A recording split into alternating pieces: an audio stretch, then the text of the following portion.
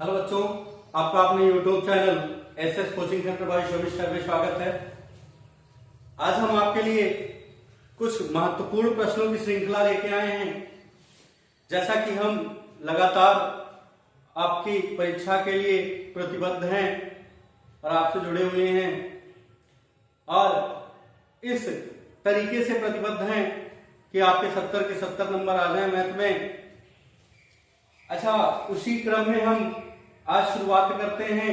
कुछ चीजों को हम बताएंगे।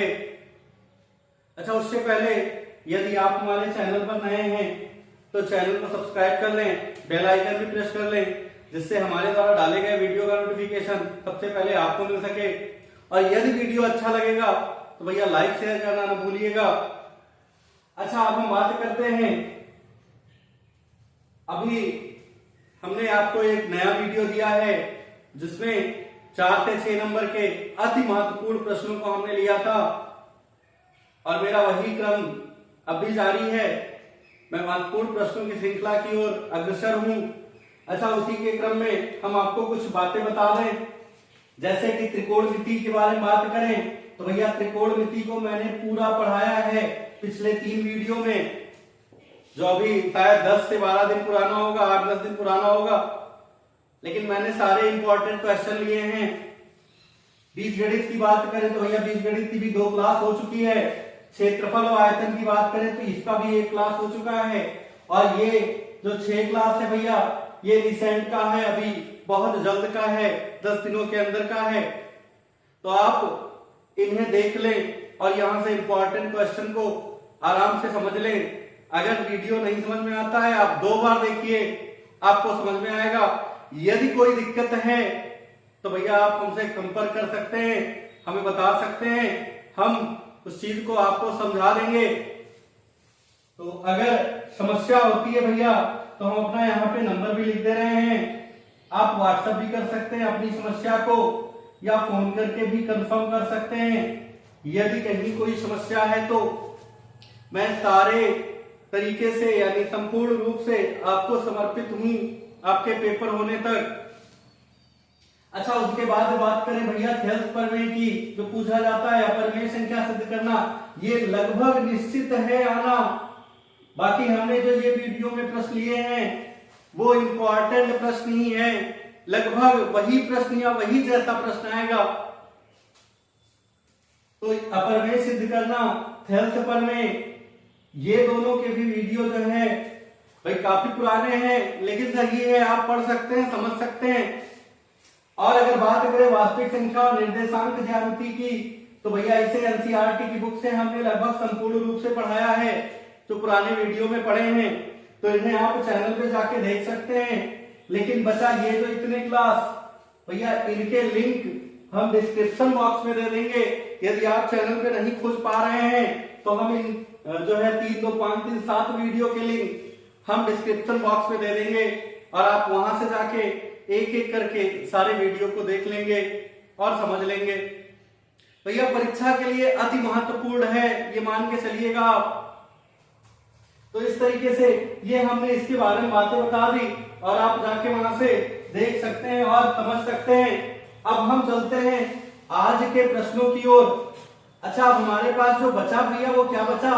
समांतर श्रेणी बच गया, निर्देशांक ज्यामिति बच गया, त्रिभुज बच गया, ठीक है। अच्छा, उसके बाद सांख्यिकी बचा है और त्रिज्यखंड वृत्तखंड का क्षेत्रफल बचा है।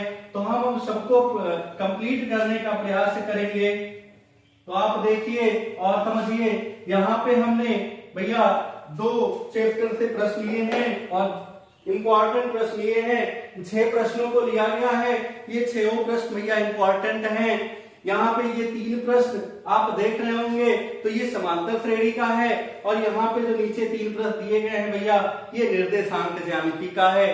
तो सबसे पहले हम बेसिक कॉन्सेप्ट को क्लियर करते हैं, फिर सवाल पे चलते हैं। ये भैया समांतर श्रेणी का सवाल है। अच्छा, समांतर श्रेणी में क्या होता है तो हम थोड़ा सा समझ ले, उसके बाद समांतर श्रेणी पे चलते हैं। जैसे ये क्या लिखा है, समांतर श्रेणी लिखा है, ठीक है, ऐसे करके लिखा रहता है n पदों तक। अच्छा, यहाँ पे ए क्या है भैया, प्रथम पद है ए कह दें या A1 कह दें, और डी क्या होता है भैया, डी होता है इनके बीच में अंतर कितने का है, तो A2 माइनस A1 ऐसे कह सकते हैं। और AN बराबर क्या होता है, A plus N minus 1 into D, ये फार्मूला है श्रेणी के प्रथम n पदों का योग। Sn क्या है भैया, Sn बराबर n बटा 2a plus n minus 1 into D, ये फार्मूला है भैया प्रथम n पदों का योग। अच्छा, अब ये दो बेसिक फार्मूले अगर हम नहीं जानेंगे तो फिर सवाल कैसे लगेगा। बाकी और सारे फार्मूले वहां से आप किताब से देख सकते हैं। बाकी ये दोनों बेसिक फार्मूले जो हम आपको बता रहे हैं, क्योंकि एक चीज को आप समझिएगा भैया, सालों साल के क्लास को आप सोचे कि हम 10 घंटे 5 घंटे में कंप्लीट करेंगे। बहुत लोग मैराथन क्लास देखते हैं, कहते हैं एक के वीडियो देखिए आपका सारा पेपर अच्छा जाएगा। भैया कैसे जाएगा, हम बात करते हैं सारा पेपर के लिए, भाई हमें क्या होगा, पढ़ाई के प्रति जुड़े रहना होगा। यहाँ पे हम इंपॉर्टेंट लेके चलते हैं। अगर आप पढ़े हैं सालों साल और इसे एक रिवीजन के तौर पे देख के जा रहे हैं तो भैया आपका नंबर बहुत अच्छा आएगा। हम ये नहीं कह रहे हैं आप अचानक से यही वीडियो जो 4-6 वीडियो देख लें आपका नंबर बहुत अच्छा नहीं जाएगा, लेकिन हाँ इतना जरूर कहेंगे कि आप एक अच्छा नंबर पाएंगे। 40 नंबर, 50 नंबर, 30 नंबर, 60 नंबर, भाई जितने लायक होंगे आप उतना पा जाएंगे। तो ऐसा नहीं होता है कि आपको हम 10 घंटे में सारे पूरे साल का जो है सिलेबस हम बता दें, कवर हो जाए, नहीं होगा अच्छा। तो इस तरीके से भाई यहाँ पे हमने दो सूत्रों को बता दिया जो यहाँ पे अति आवश्यक है, श्रेणी के प्रथम n पदों का योग और श्रेणी के प्रथम n पदों का योग और श्रेणी का nवां पद। ये दोनों फार्मूले भैया बेसिक तौर पे हर हाल में दिमाग में हो, बाकी और फार्मूले यहाँ जैसे लगते रहेंगे हम बता देंगे। अच्छा, यहाँ पे एक एग्जाम्पल अगर हम लेते हैं कि मान लिया ये श्रेणी ऐसे लिखा है भैया, 5 लिखा है, 7 लिखा है, 12 लिखा है, ऐसे डाट डाट करके, नहीं 5 के बाद 7 नहीं, 2 के बाद 7, 7 के बाद 12 ऐसे करके लिखा है। और मान लीजिए ऐसे 72 लिखा है, ये सवाल हो गया। अब यहाँ पे a बराबर कितना है भैया, तो कहेंगे 2 है, ये प्रथम पद है, और अंतर कितना है, सार्वांतर d, तो दूसरे पद में से भैया पहला पद घटा दो, 7 माइनस 2 अर्थात 5 है। अब यहाँ पे क्या दिया है, अंतिम पद 72 दिया है, फिर कौन सा पद 72 है, तो भैया an बराबर 72 और an का फार्मूला लगा दो, a plus n minus 1 into D बराबर 72, ऐसे लगा लेंगे। a का मान भैया 2, n माइनस 1, d का मान 5 है, बराबर 72। तो यहां कितना हो जाएगा, 2 प्लस 5n माइनस 5 बराबर 72, 5n बराबर माइनस का इधर आके प्लस 5 माइनस 2, यानी आ जाएगा 72 और 3 75 होगा। n बराबर भैया 15 आ जाएगा, 15 पचे 75, तो इसका 15वां पद जो है भैया वो 72 होगा। इस तरीके से ऐसे जो छोटे छोटे सवाल होंगे 1 नंबर 2 नंबर में आने वाले, ऐसे आप इन्हें लगा लीजिएगा। वहां सिंपल तरीके से पूछेगा, क्या पूछेगा, श्रेणी दे देगा, कह देगा इनका सामांतर बताओ, तो भैया सामांतर याद करने के लिए आप दूसरे पद में से पहला पद घटा दिया करना, हमेशा सामांतर आ जाएगा। ऐसे लिख देगा इसका कौन सा पद 72 है, तो ऐसे लगा लेंगे। कह देगा इसके इतने पदों का योग जो है 142 है, 144 है, तो भैया ये वाला फार्मूला आप यूज कर लीजिएगा, n का मान निकल आएगा। ऐसे करके जो भी सवाल होंगे लगा लेंगे। अब आप ध्यान से इन तीनों सवाल को देखिएगा, यहाँ पे 1 नंबर 2 नंबर वाले सवाल ऑटोमेटिक क्लियर हो जाएंगे। तो अब हम चलते हैं पहले प्रश्न की ओर जो हमने लिया है। क्या लिखा है देखते हैं भैया। लिखा है संख्याओं के उस श्रेणी के 24 पदों का योग ज्ञात कीजिए जिसका nवां पद an बराबर 3 प्लस 2n है। तो अब यहां पे देखते हैं भैया, श्रेणी के 24 पदों का योग ज्ञात करना है, यानी S24 आपको ज्ञात करना है। ठीक है, यहां पे an बराबर क्या दिया है, 3 प्लस 2n, यही दिया है। अच्छा, अभी हमने जो श्रेणी लिखा था भैया, वहां पे क्या लिखा था, A1 A2 A3 ऐसे करके लिखा था। तो यहां पे श्रेणी क्या होगा, श्रेणी होगा भैया A1 A2 A3 ऐसे डॉट डॉट करके होगा। तो अगर an का मान दिया है तो A1 का मान निकाल सकते हैं 3 + 2n है। A1 कितना होगा, n की जगह पे 1, तो यहां भी n की जगह पे 1, 2 1 कम 2, 3 2 5। ऐसे A2 अगर निकालेंगे तो 3 + n की जगह पे 2,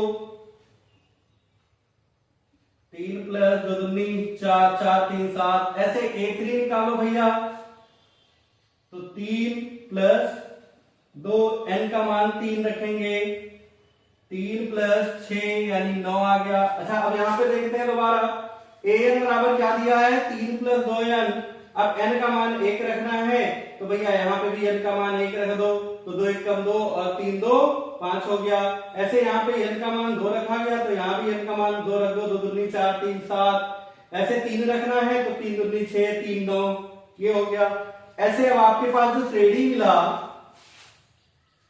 अतः समांतर श्रेणी क्या बना, A1 का मान भैया आया 5, A2 का मान आया 7, A3 का मान आया 9, डॉट डॉट डॉट डॉट। तो अब इस श्रेणी से क्या क्या आपको मिल रहा है, A बराबर श्रेणी से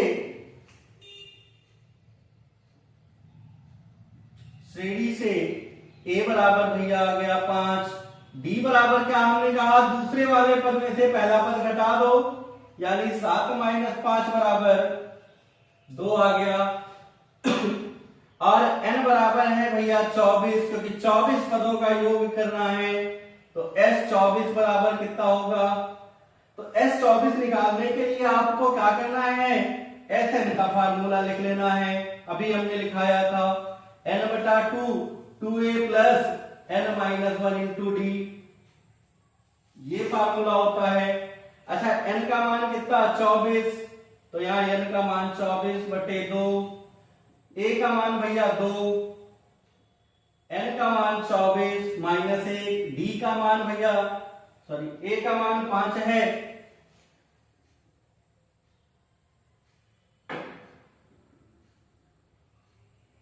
और d का मान 2 है। तो 2 से 24 को भाग करेंगे भैया आ जाएगा 12, 5 दूनी 10, बाद 24 में से 1 घटाएंगे 23 × 2, तो 12 10 + 46, तो 12 × 46 10 56, तो गुणा करा दो, 12 × 6 72 के 2 हासिल नहीं 7, 12 × 5 60 और 7 67, 672 होगा इसका आंसर।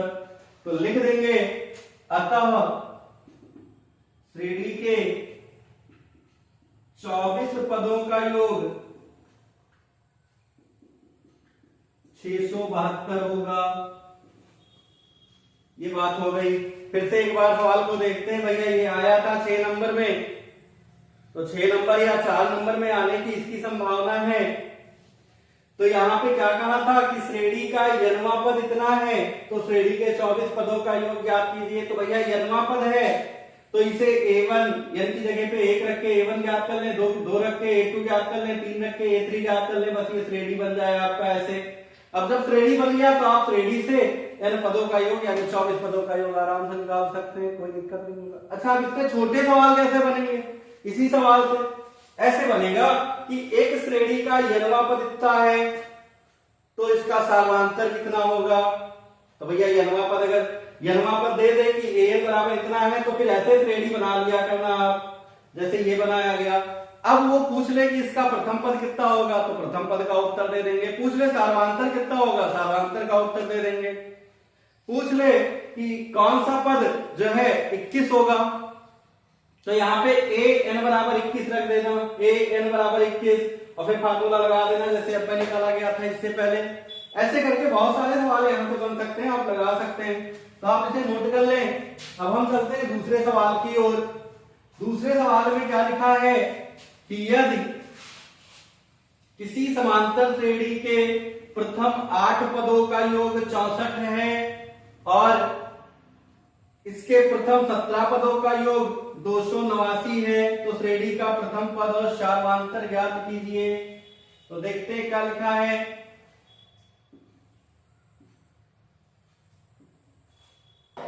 तो यहां पे ये दूसरे प्रश्न का उत्तर है। क्या है? श्रेणी के प्रथम 8 पदों का योग, यानी भैया S8 दिया है कितना 64, और दूसरा क्या दिया है S17 बराबर 289। आपको ज्ञात क्या करना है? श्रेणी का प्रथम पद और सार्वधातुक, यानी A ज्ञात करना है और D ज्ञात करना है। दो चीजों को ज्ञात करना है। अच्छा, अब हम देखते हैं तो S8 यानी SN वाला फार्मूला लगाना है यहाँ पे आपको। तो SN वाला फार्मूला क्या होता है? N/2 ब्रैकेट में 2A plus N-1 into D बराबर भैया 64। क्योंकि SN बराबर क्या होता है? N/2 2A plus N-1 into D होता है। तो N का मान भैया 8 रखना है। तो S8 बराबर क्या होगा? 8/2 2A प्लस 8 माइनस 1 गुणे D। वही चीज यहाँ पे लिखा गया है भैया। तो अब हम देखते हैं क्या, इन्हें हल करते हैं। 2 से 8 को काट दो, आ गया भैया 4। तो यहाँ 4 हो गया। 2A प्लस 8 में से 1 घटा देंगे, 7D बराबर 64। 4 से गुणा हो रहा है, उधर जाके भाग हो जाएगा। 2A plus 7D 64/4। काट दो इन्हें, 4 एकम 4 4 6 24। तो 2A प्लस 7D बराबर 16। समीकरण नंबर 1 हो गया भैया। ऐसे दूसरे वाले को देखते हैं। दूसरे वाले को चूंकि S17 बराबर भैया 289 है, तो यह 17 का ऐसे ही फार्मूला लगा दो। N/2 2A plus N-1 into D बराबर 289। अच्छा, अब यहाँ पे क्या ये ऊपर नीचे नहीं करता, कोई दिक्कत नहीं है। आप जो भाग है इधर लाके गुणा कर दो, जो गुणा है इधर लाके भाग कर दो। तो यहां बचेगा क्या भैया? 2A 17 में से 1 घटाओगे और 16D बराबर 289 गुणे 2, क्योंकि 2 से भाग हो रहा था, इधर आके गुणा हो जाएगा। गुणा हो रहा था, इधर आके भाग हो जाएगा, बटे 17। 17 से भैया ये कट रहा है। यहां पे देखेंगे 2 कॉमन हो रहा है, तो A प्लस, या ऐसे ही रहने दीजिए। अब यहां से आप पे निर्भर करता है भैया क्या बनाए मान। जैसे अगर आपको विलोपन विधि लगाना है तो भैया ऐसे रहने दो, 2A बराबर है। अगर प्रतिस्थापन लगाना है तो यहाँ पे 2 कॉमन ले लो और ले जाके भाग कर दो, 2 से 2 ये कट जाएगा। तो ये आप पर निर्भर करता है अब आगे कि आप प्रतिस्थापन लगाना चाहते हैं या विलोपन लगाना चाहते हैं। तो भैया हम विलोपन लगाना चाहते हैं, तो देखते हैं क्या। 2A प्लस 16D बराबर 17 दूना 34। समीकरण नंबर 2। अब समीकरण 2 और 1 में देखते हैं भैया A का गुणांक बराबर है, जैसा कि हमने इससे पहले वाले वीडियो में पढ़ाया है। तो मैंने बताया विलोपन विधि और प्रतिस्थापन विधि। यदि आप नहीं जानते तो वहां से देख लीजिएगा। तो यहाँ पे क्या है भाई, इनका गुणांक बराबर है, चिन्ह समान है। तो भैया समीकरण को घटा देते हैं, समीकरण को घटा देते हैं। तो समीकरण 2 में से 1 को घटाने पर 2 माइनस 1 से, तो चाहे 1 माइनस 2 करें चाहे 2 माइनस 1 करें, कोई दिक्कत नहीं है। तो 2 क्या लिखा है? 2A प्लस 16D बराबर 34। दूसरा क्या लिखा है भैया? 2A plus 7D equal 16। अब जब घटाते हैं तो ध्यान रखेंगे इनके चिन्ह को बदल देते हैं। तो यहाँ प्लस की जगह पे भैया माइनस, ये प्लस की जगह पे माइनस, ये प्लस की जगह पे माइनस, ये कट गया। अब 16D प्लस का 7D माइनस का प्लस माइनस घट जाएगा। 16 में से 7 घटाओगे भैया तो उत्तर होगा 9D। ये प्लस माइनस घटाओगे, 34 में से 16 घटाओगे तो भैया आएगा 18, डी बराबर 18/9, अर्थात डी का मान आ गया भैया 2। अब डी का मान आप समीकरण 1 या 2 में रख दें तो ए का भी मान आ जाएगा। तो डी का मान समीकरण 1 में रखने पर, तो भैया समीकरण 1 आपके पास क्या है 2a + 7d, तो डी का मान भैया कितना 2 बराबर 16, 2a + 14 बराबर 16, 2a बराबर 16 - 14, a बराबर भैया 2/2 काट देंगे तो यहां पे a का मान भैया आ जाएगा 1। अतः अब जो कहा था उसका उत्तर लिख दें, श्रेणी का प्रथम पद एवं समांतर, अतः समांतर श्रेणी का प्रथम पद a बराबर 1 और समांतर श्रेणी का सार्वमांतर d बराबर भैया 2 आ गया। ये आपका आंसर हो गया। अच्छा, अब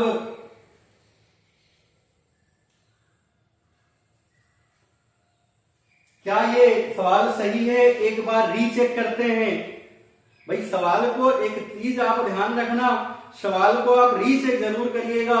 आप प्रयास करें कि आपका जो पेपर है वो जल्दी कंप्लीट हो जाए और दोबारा रीचेक करें। या अगर ऐसा नहीं हो पा रहा है तो आप सवाल लगाने के जस्ट बाद 1 मिनट उसे दे दीजिएगा और सवाल को रीचेक कर लेना बच्चा, नहीं तो कहीं गलत हो गया तो नंबर 0 हो जाता है। लास्ट में ऐसे लिख देना कि उसका उत्तर ये आया है। अब हम सवाल को दोबारा रीचेक करते हैं। क्या कहा था, प्रथम 8 पदों का योग 64 है और इसके प्रथम 17 पदों का योग 289 है।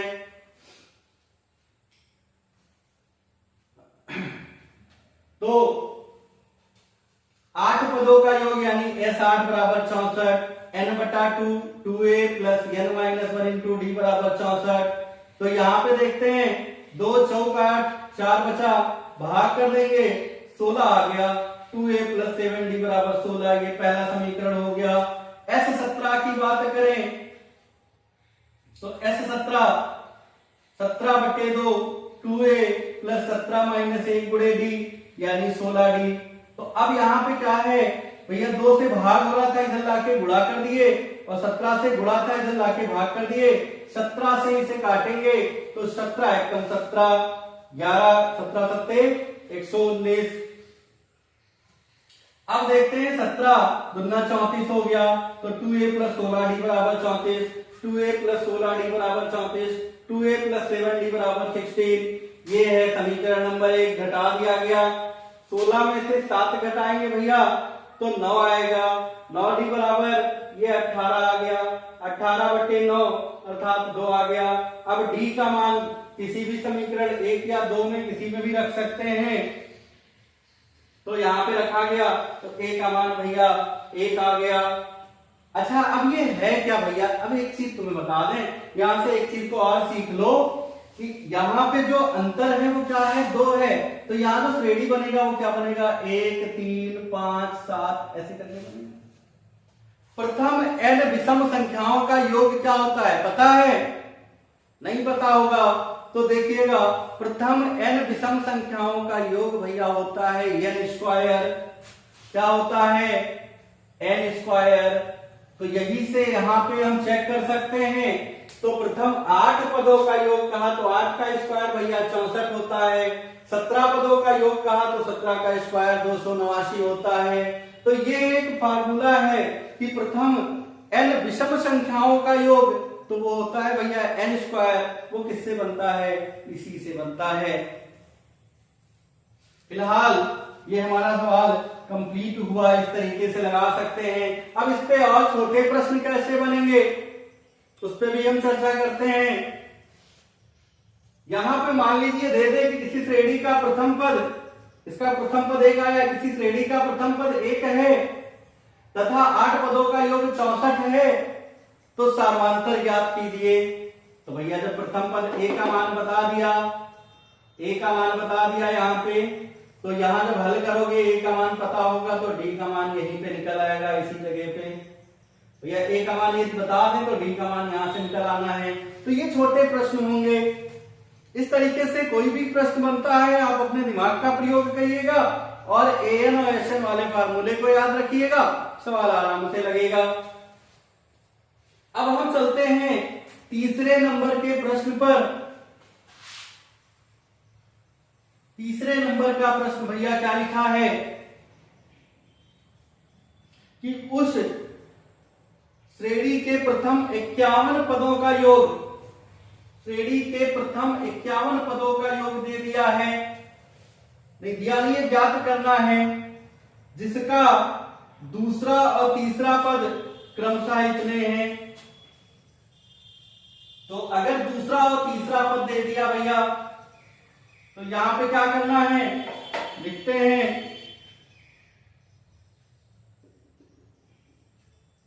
उस श्रेणी के प्रथम 51 पदों का योग ज्ञात करना है, यानी S51 ज्ञात करना है, जिसका दूसरा और तीसरा पद, जिसके दूसरे और तीसरे पद क्रमशः 14 और 18 हैं, यानी A2 बराबर 14 और A3 बराबर 18।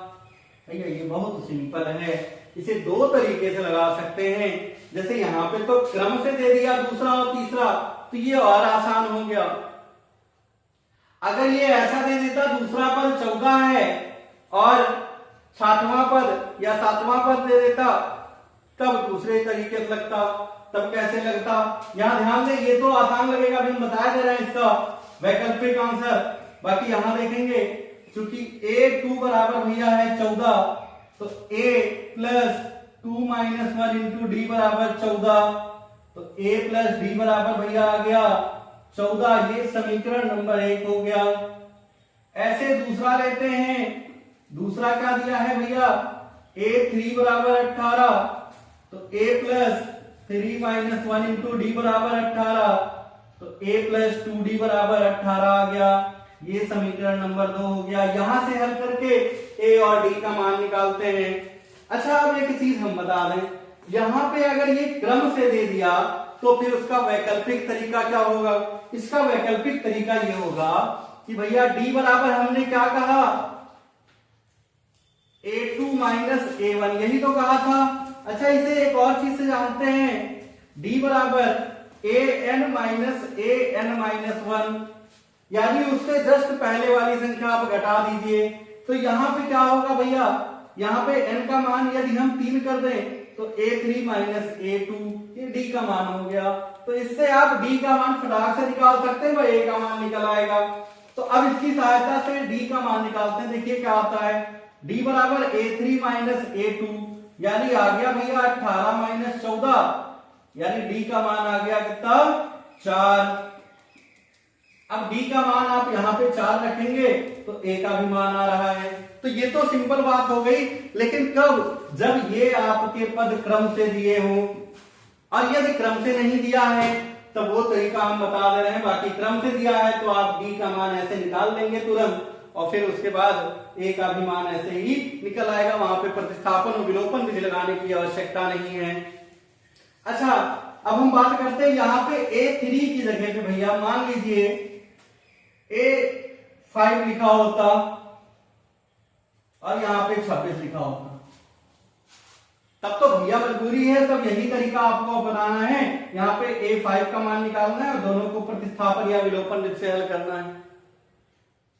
लेकिन अगर क्रम से दिया है तो आप इस तरीके को लगा के D का मान निकाले। अब फिर यहाँ पे क्या लिख दो, A2 बराबर 14, A plus 2 minus 1 into D बराबर 14। अब यहाँ पे A प्लस 1 D का मान भैया निकल आया पहले ही, 4 बराबर 14, A बराबर आ जाएगा 14 माइनस 4, अर्थात A बराबर 10। ये इस तरीके से निकाल सकते हैं आप। लेकिन जब ये क्रम से दिया हो तो ठीक है, ये क्रम से दिया था वैसे भी लगा सकते हैं, लेकिन अगर क्रम से ना दिया होता तो फिर इस तरीके से आप दोनों समीकरण बना के लगाएंगे। A3 बराबर भैया कितना दिया है, 18 दिया था। तो अब क्या करेंगे, समीकरण 1 और 2 में देखते A समान है तो यहां भी घटा दो, 2 माइनस 1 से तो a प्लस 2d बराबर 18 और a प्लस d बराबर 14। अब यहां माइनस ये कट गया, प्लस माइनस घटेगा, d बराबर 4 आ गया भैया, d का मान 4 आ गया। अब d का मान किसी भी समीकरण में रख दें आप,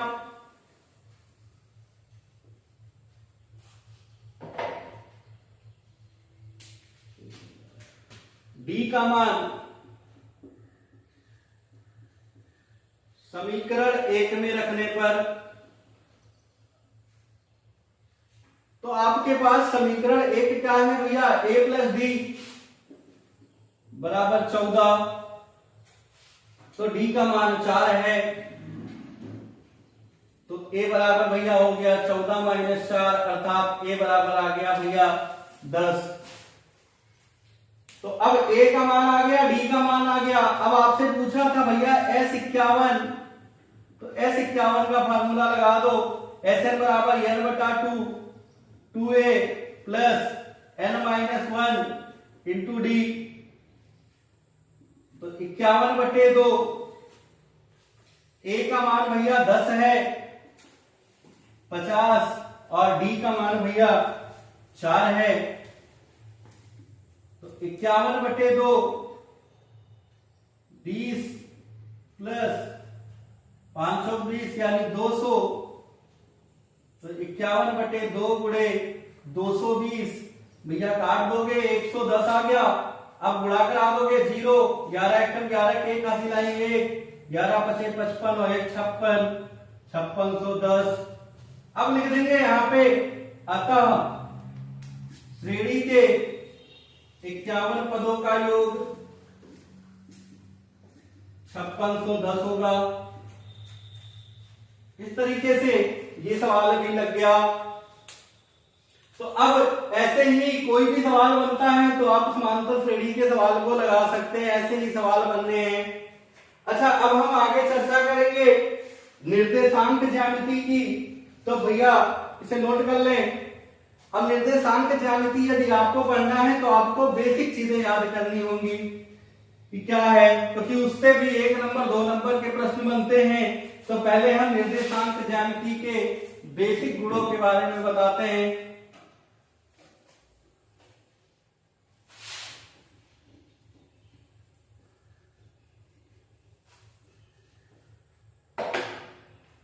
तो अब देखते हैं भैया निर्देशांक ज्यामिति में क्या होता है।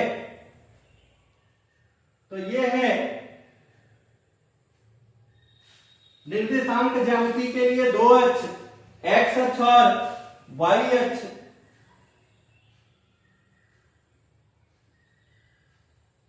ये x का ऋण सिरा होता है और ये y का ऋण सिरा होता है। ये बिंदु क्या कहलाता है भैया, 0 0 होता है, ये कहलाता है मूल बिंदु। और जो हम निर्देशांक लिखते हैं x y लिखा जाता भैया, तो ये जो पहले लिखा होता है x, इसे कहते हैं भुज और इसे कहते हैं भैया कोटि। ये होता है भुज और कोटि। अगर मूल बिंदु की बात करेगा भैया तो वह होता है 0 0। अच्छा, अब हम बात करते हैं, अगर ये कह दे कि x अक्ष पर स्थित बिंदु, x अक्ष पर स्थित बिंदु का निर्देशांक क्या होगा। तो भैया अगर कोई चीज x अक्ष पर स्थित है तो ध्यान दीजिएगा यहाँ पे वो केवल x अक्ष पर ही चलेगा। जैसे इस बिंदु की बात करें तो ये केवल x अक्ष पे चला है, y पे नहीं चला है, तो x का मान होगा और y का मान होगा भैया 0। ऐसे अगर y अक्ष की बात करेगा कि y अक्ष पर स्थित बिंदु, तो ये होगा भैया क्या होगा। अब यहाँ पे अगर कोई बिंदु स्थित है या यहाँ पे कोई बिंदु स्थित है तो ये क्या होगा, ये x अक्ष पे तो कुछ नहीं चला है लेकिन y अक्ष पे चला है। भाई x अक्ष पे तब चलेगा जब ये इधर या इधर खिसकेगा, तो ये क्या होगा 0 और y। तो ये भी होता है, क्वेश्चन कभी कभी पूछता है निम्नलिखित में से x अक्ष पर स्थित बिंदु है, तो x अक्ष पर स्थित बिंदु है तो x वाला मान तो कुछ दे देगा, माइनस का 1 2 3 4 5 या प्लस का 1 2 3 4 5, लेकिन y का मान क्या रहना चाहिए, 0 रहना चाहिए। अब वो इस टाइप से बीजो बना देगा एक तो 0 0 कर देगा और एक और कुछ कर देगा, या कह देगा इनमें से कोई नहीं। तो फिर आपको ये ध्यान रखना है कि अगर x अक्ष पर स्थित बिंदु का निर्देशांक पूछा है तो भैया वो x अक्ष पर तो चलेगा लेकिन y पर नहीं चलेगा, और y अक्ष पर स्थित बिंदु को पूछा है तो भैया वो y x अक्ष पे नहीं चलेगा, केवल y पे ही चलेगा। तो ये बात होती है। अच्छा, अब हम दो बिंदुओं के बीच की दूरी का सूत्र देखते हैं। दो बिंदुओं के बीच की दूरी को d लिखा जाता है। भैया बहुत महत्वपूर्ण है, इस पे प्रश्न बहुत बनते हैं। Under root x1 minus x2 का whole square plus y1 minus y2 का होल स्क्वायर। जैसे मान लें यहां एक बिंदु दिया है x1 और y1, और यहां एक बिंदु दिया है x2 और y2। अब इस बिंदु का नाम भैया a है, इस बिंदु का नाम b है। कह देगा इनके बीच की दूरी कितनी है, तो फिर यही फार्मूले पे आप लगा दीजिएगा, आराम से आंसर आपको मिल जाएगा। अभी हम सवाल भी बताते हैं इस पे। अच्छा, एक और होता है विभाजन बिंदु का निर्देशांक। विभाजन बिंदु का निर्देशांक, विभाजन का अर्थ क्या होता है? विभाजन का अर्थ क्या होता है भैया? बांटने वाला बिंदु। जैसे ये एक रेखा है और यहां से इसे हमने किसी बिंदु से बांट दिया, इसको हमने नाम दे दिया x y। अब कह रहा है इसका निर्देशांक क्या होगा, तो यहां पे एक रेशियो में बढ़ता है भैया, m1 कह दो, m2 कह दो, या m और n कह दो। जैसे मान लो कोई जमीन का हिस्सा है, ये इसे ऐसे बांटना है, तो इसे एक हिस्सा इन्हें मिलेगा, एक हिस्सा इन्हें मिलेगा। तो ये क्या होगा, जिस ओर m1 होगा उसी ओर x1 y1 होगा, ऐसे लिखेंगे ध्यान देके। और जिस ओर m2 होगा उसी ओर x2 और y2 लिखेंगे। गलती ये नहीं करना है कि गलत कर जाएं आप। भैया m1 इधर ही होगा क्योंकि x1 y1 इस साइड है, m1 यहां नहीं होगा, यहां होगा, ये चीज होता है। अच्छा, इसका निर्देशांक क्या होता है भैया? m1 x2 plus m2 x1 बटे m1 प्लस m2।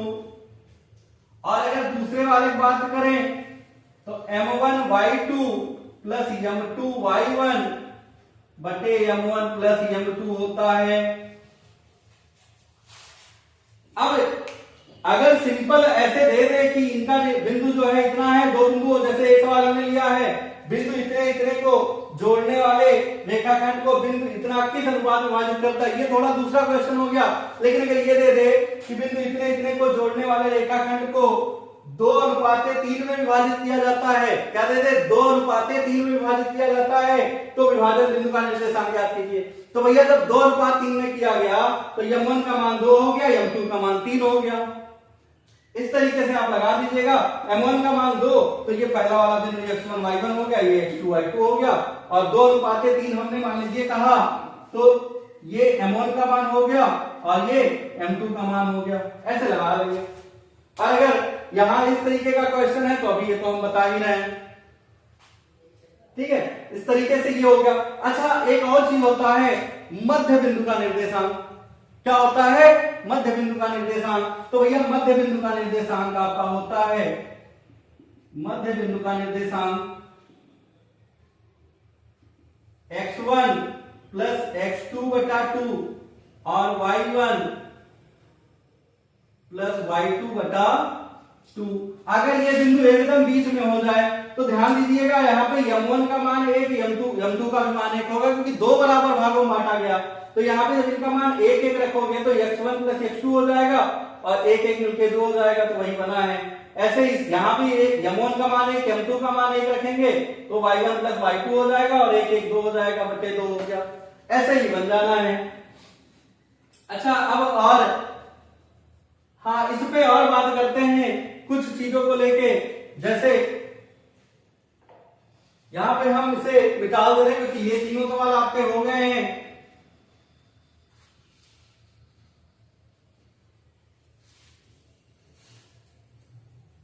जैसे क्वेश्चन कैसे बनेगा भैया, एक चतुर्भुज दे देगा, एक त्रिभुज दे देगा, उसके बारे में कुछ क्वेश्चन पूछेगा। तो वहां के उत्तर हम कैसे देंगे, क्योंकि ये सब बेटा कॉन्सेप्ट है। अगर कॉन्सेप्ट आपका क्लियर नहीं होगा तो फिर आप सवाल लगा नहीं पाएंगे। तो कॉन्सेप्ट को अच्छे से समझें, इनका कॉन्सेप्ट क्या है, क्योंकि सूत्र तो यही दोनों लगने हैं। अब इन दोनों सूत्र को मिला के कैसे सवाल बनेंगे, जैसे मान लीजिए ऐसे एक त्रिभुज दे देगा और कह देगा इन त्रिभुज के निर्देशांक जो हैं, एक है भैया 4 3, एक है -2 5, एक है भैया -3 और -4, ऐसे है। कह देगा क्या यह त्रिभुज समबाहु त्रिभुज के शीर्ष है।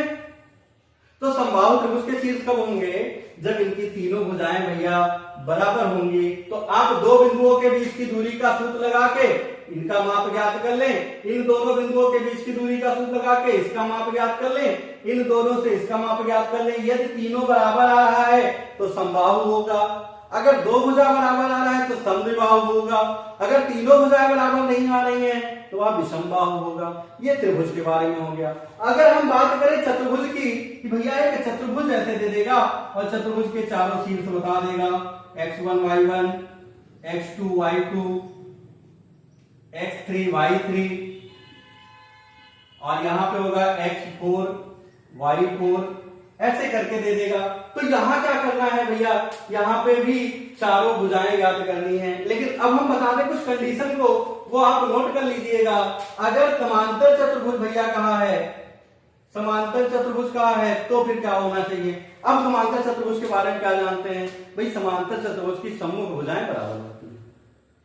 समांतर चतुर्भुज की सम्मुख भुजाएं बराबर होती है। तो इसमें केवल आपको सम्मुख भुजा को बराबर दिखा देना है।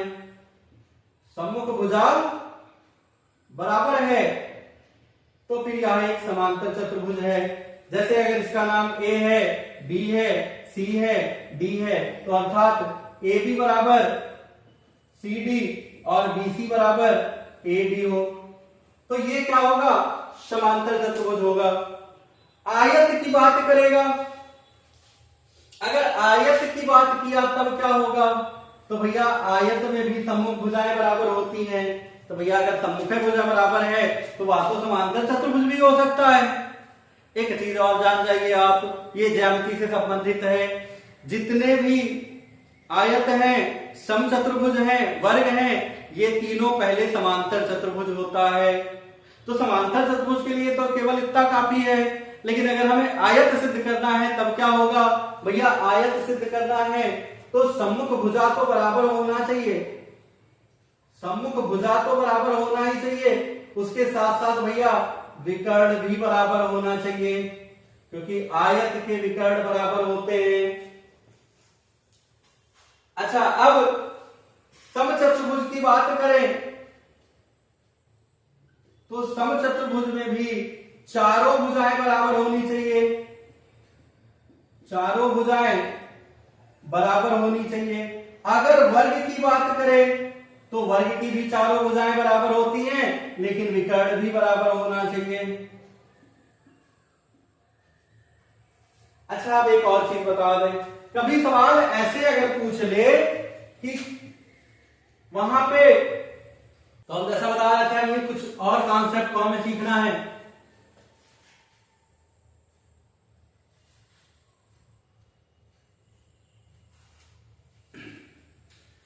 तो हम जैसा बता रहे थे आपको, समांतर चतुर्भुज, आयत, वर्ग, इन सबके कॉन्सेप्ट। अच्छा, एक चीज और होता है भैया कि अगर कोई ऐसे निर्देशांक दिया है, जैसे मान ले A B C D, x1 y1, x2 y2, x3 y3, ऐसे ये भी x4 और y4।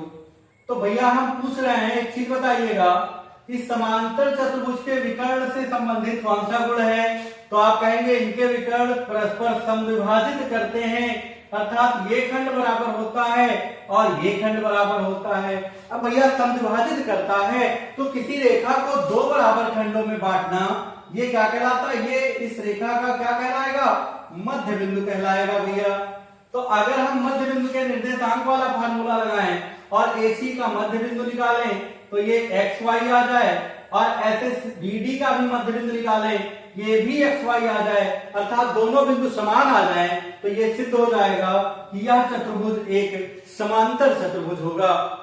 तो ये समांतर चतुर्भुज का एक और कॉन्सेप्ट है। लेकिन आयत, वर्ग और समचतुर्भुज को भैया ऐसे नहीं सिद्ध कर पाओगे, क्योंकि वहां पे उनके विकर्ण परस्पर समद्विभाजित तो करेंगे ही, उसके साथ कुछ और गुण भी होते हैं।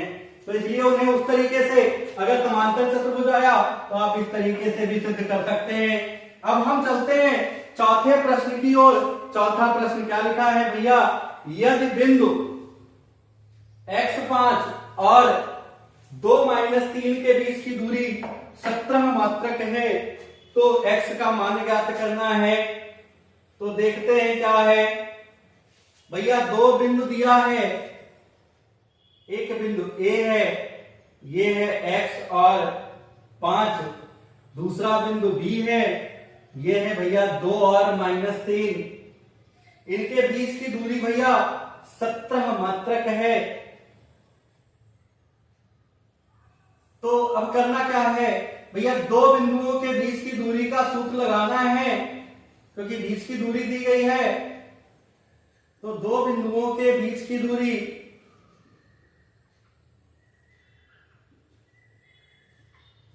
तो भैया आप कहेंगे √x1 - x2 का whole square plus y1 - y2 का होल स्क्वायर, यही लगा दें। तो इसका बिंदु क्या है, x1, ये y1, ये दूसरा वाला हो गया x2 और y2। इनकी दूरी भैया दी गई है 17 मात्रक। और x1 का मान अगर देखें तो x1 का मान है भैया x, और x2 का मान है 2 का होल स्क्वायर। y1 की बात करें तो ये 5 है, और y2 की बात करें तो भैया -3 है, इसका स्क्वायर। अच्छा, अब हम देखते हैं 17 बराबर a - b का होल स्क्वायर, तो a square plus b square, तो 2 का स्क्वायर भैया 4 होता है, प्लस 2ab यानी 2 दूनी 4x, यहाँ पे माइनस होगा क्योंकि a - b का होल स्क्वायर है।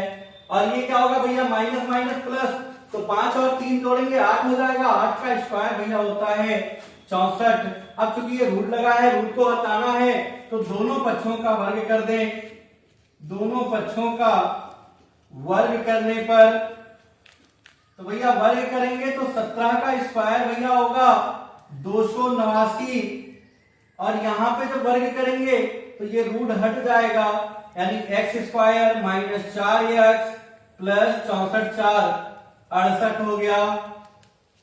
अब यहां पे द्विघात समीकरण बनेगा, 0 कर दो, x square - 4x plus 64 plus का इधर आके भैया 289।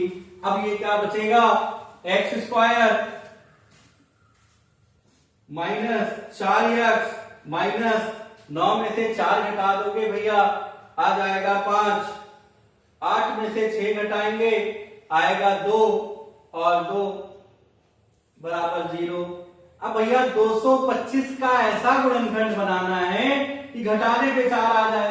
याद होगा हमने जब द्विघात समीकरण पढ़ाया है तो उसमें बताया क्या था, यदि c का मान ऋणात्मक है तो घटा के भी लाना है, यदि c का मान धनात्मक है तो जोड़कर भी लाना है।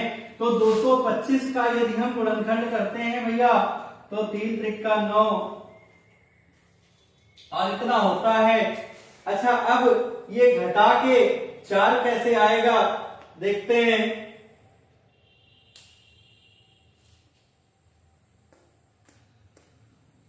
घटा के 4 कैसे आएगा देखा जाता है। तो देखते हैं क्या गलती कर रहे हैं। दोबारा अगर नीचे किया जाए भैया तो यहाँ पे देखते हैं 64 और 4 68 होगा, तो यहाँ पे आपको लिखना है भैया 68। तो यहां घटाएंगे 221 होगा। अच्छा, 221 का गुणनखंड बनाते हैं, क्या बनेगा, 221 क्या बनना है, तो 221 का यदि गुणनखंड बनाते हैं भैया तो 13 गुणे 17 बनता है, और 17 में से 13 घटा दें 4 आ जाता है। तो यहां देखेंगे एक्स स्क्वायर माइनस लगा है भैया, माइनस लगा दो। हमने बताया दोनों में जो बड़ा होता है वो पहले लिखते हैं 17x। अब घटाने पर क्या होता है भैया, विपरीत चिन्ह होता है, क्योंकि एक प्लस होगा एक माइनस होगा तभी घटेगा। तो यहाँ माइनस की जगह पे क्या लगा देंगे, प्लस लगा देंगे। 13x माइनस 221 बराबर 0। अब x कॉमन होगा तो बचेगा भैया x माइनस 17 और प्लस 13 कॉमन होगा, बचेगा x प्लस माइनस का माइनस 17 बराबर 0। तो x माइनस 17 एक ब्रैकेट में और x प्लस 13 एक ब्रैकेट में बराबर 0। अच्छा, अब एक एक पद बराबर आप 0 ले लें, बस आपको आंसर मिल गया। x माइनस 17 बराबर 0 लेने पर x बराबर प्लस का 17 और दूसरा वाला ले लें भैया x प्लस 13 बराबर 0 लेने पर x बराबर माइनस का 13। तो यहाँ पे आपके जो x के आंसर आ रहे हैं भैया वो 2 आ रहे हैं और दोनों सही है। माइनस 13 भी हो सकता है और 17 भी हो सकता है। तो इस तरीके से ये सवाल आपका कंप्लीट हुआ, आप इसे समझ सकते हैं, नोट कर सकते हैं। अब हम चलते हैं दूसरे प्रश्न की ओर।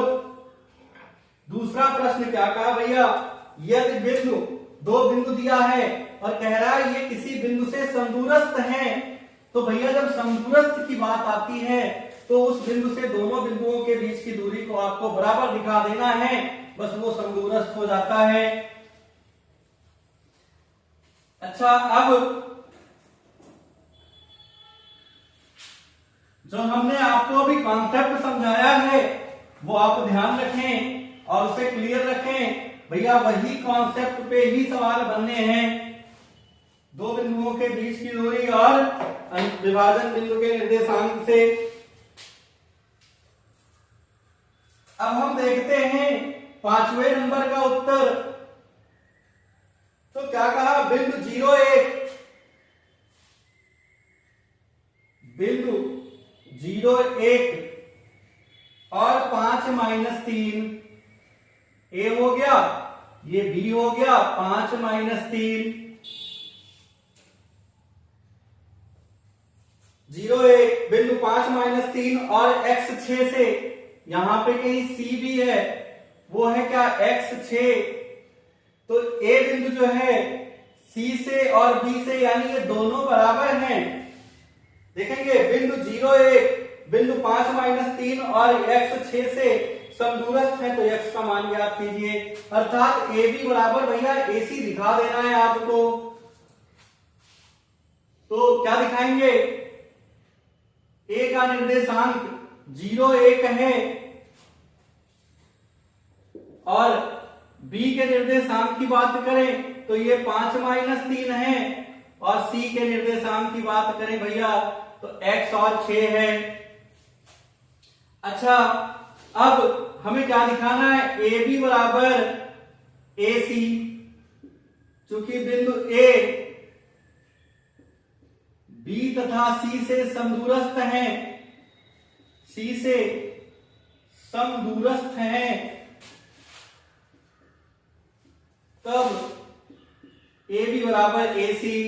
भैया वही सूत्र लगाना है, x1 माइनस x2 का होल स्क्वायर यानी 0 माइनस 5 का whole square plus y1 minus y2 का होल स्क्वायर, 1 माइनस y2 है भैया माइनस 3। इसे ऐसे लिख दिया करना, जब माइनस के साथ मिल जाए ब्रैकेट लगा के, बराबर ए सी। तो अब देखेंगे x1 माइनस x2 यानी 0 माइनस x का whole square plus y1 minus y2 यानी 1 माइनस 6 का होल स्क्वायर।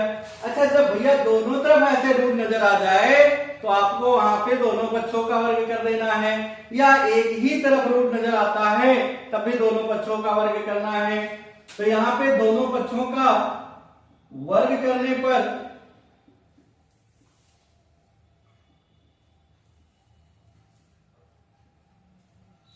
तो यहां वर्ग करते हैं तो रूट खत्म हो जाता है। 0 माइनस 5 का स्क्वायर भैया माइनस 5 का स्क्वायर होता है 25 प्लस माइनस माइनस जुड़ के प्लस हो जाएगा, 3 1 4, 4 का स्क्वायर भैया होता है 16। यहां पे क्या होगा, x का स्क्वायर भैया होगा x स्क्वायर, एक में से 6 घटाओगे तो -5 का स्क्वायर भैया होता है 25, 25 से 25 कट गया, आ गया कितना x स्क्वायर बराबर 16। दोनों पक्षों का वर्गमूल करने पर x बराबर प्लस माइनस का 4, यही आंसर हो गया। अतः x का मान प्लस और माइनस का 4 होगा। इस तरीके से ये सवाल भी लग गया, इसे भी आप नोट कर सकते हैं। अब हम चलते हैं एक अति महत्वपूर्ण प्रश्न पे, जो लिखा क्या है भाई, दो बिंदु दिए गए हैं और विभाजन बिंदु का निर्देशांक दिया गया है और कह रहा है किस अनुपात में विभाजित करता है, ये बताना है आपको। तो हमने अभी अंतः विभाजन बिंदु का निर्देशांक बताया था भैया। अगर बाह्य विभाजन, वैसे बाह्य विभाजन है नहीं ना, आने की संभावना है, लेकिन अगर बाह्य विभाजन की बात की जाए तो अंतः विभाजन में प्लस में है, बाह्य विभाजन में आपको माइनस कर देना है और कुछ नहीं होता। यहां पे क्या सवाल दिया है, बिंदु -3 और 10, 60वें नंबर की बात करें, बिंदु कौन सा भैया, -3 और 10। दूसरा क्या है, 6 और -8 को जोड़ने वाले रेखाखंड को बिंदु -1, 6, तो -1, 6 इन दोनों बिंदुओं को जोड़ने वाला रेखाखंड है। तो AB को जोड़ने वाले रेखाखंड को -1, 6 किस अनुपात में विभाजित करता है भैया, ये M1 हो गया, ये M2 हो गया। अब आपको करना क्या है भैया, A का निर्देशांक दिया है -3 और 10, B का निर्देशांक दिया है 6 और -8, विभाजन बिंदु P का निर्देशांक दिया है -1 और 6। ज्ञात क्या करना है भैया, रेशियो ज्ञात करना है, M1 अनुपात M2। अच्छा, ये जो विभाजन बिंदु का निर्देशांक है इसे x और y से लिखा गया था अभी, और हमने कहा था जिस ओर M1 है उसी ओर x1 और y1 रखना है, जिस ओर M2 है उसी ओर x2 और y2 रखना है आपको, फिर सवाल लगाना है सूत्र पे। तो अब हम लिखते हैं क्या, विभाजन बिंदु का भुज या कोटि कुछ भी ले लेंगे, सवाल लग जाएगा, पूरा निर्देशांक नहीं निकालना। तो विभाजन बिंदु का निर्देशांक एक बार लिख दें ऐसे, विभाजन बिंदु का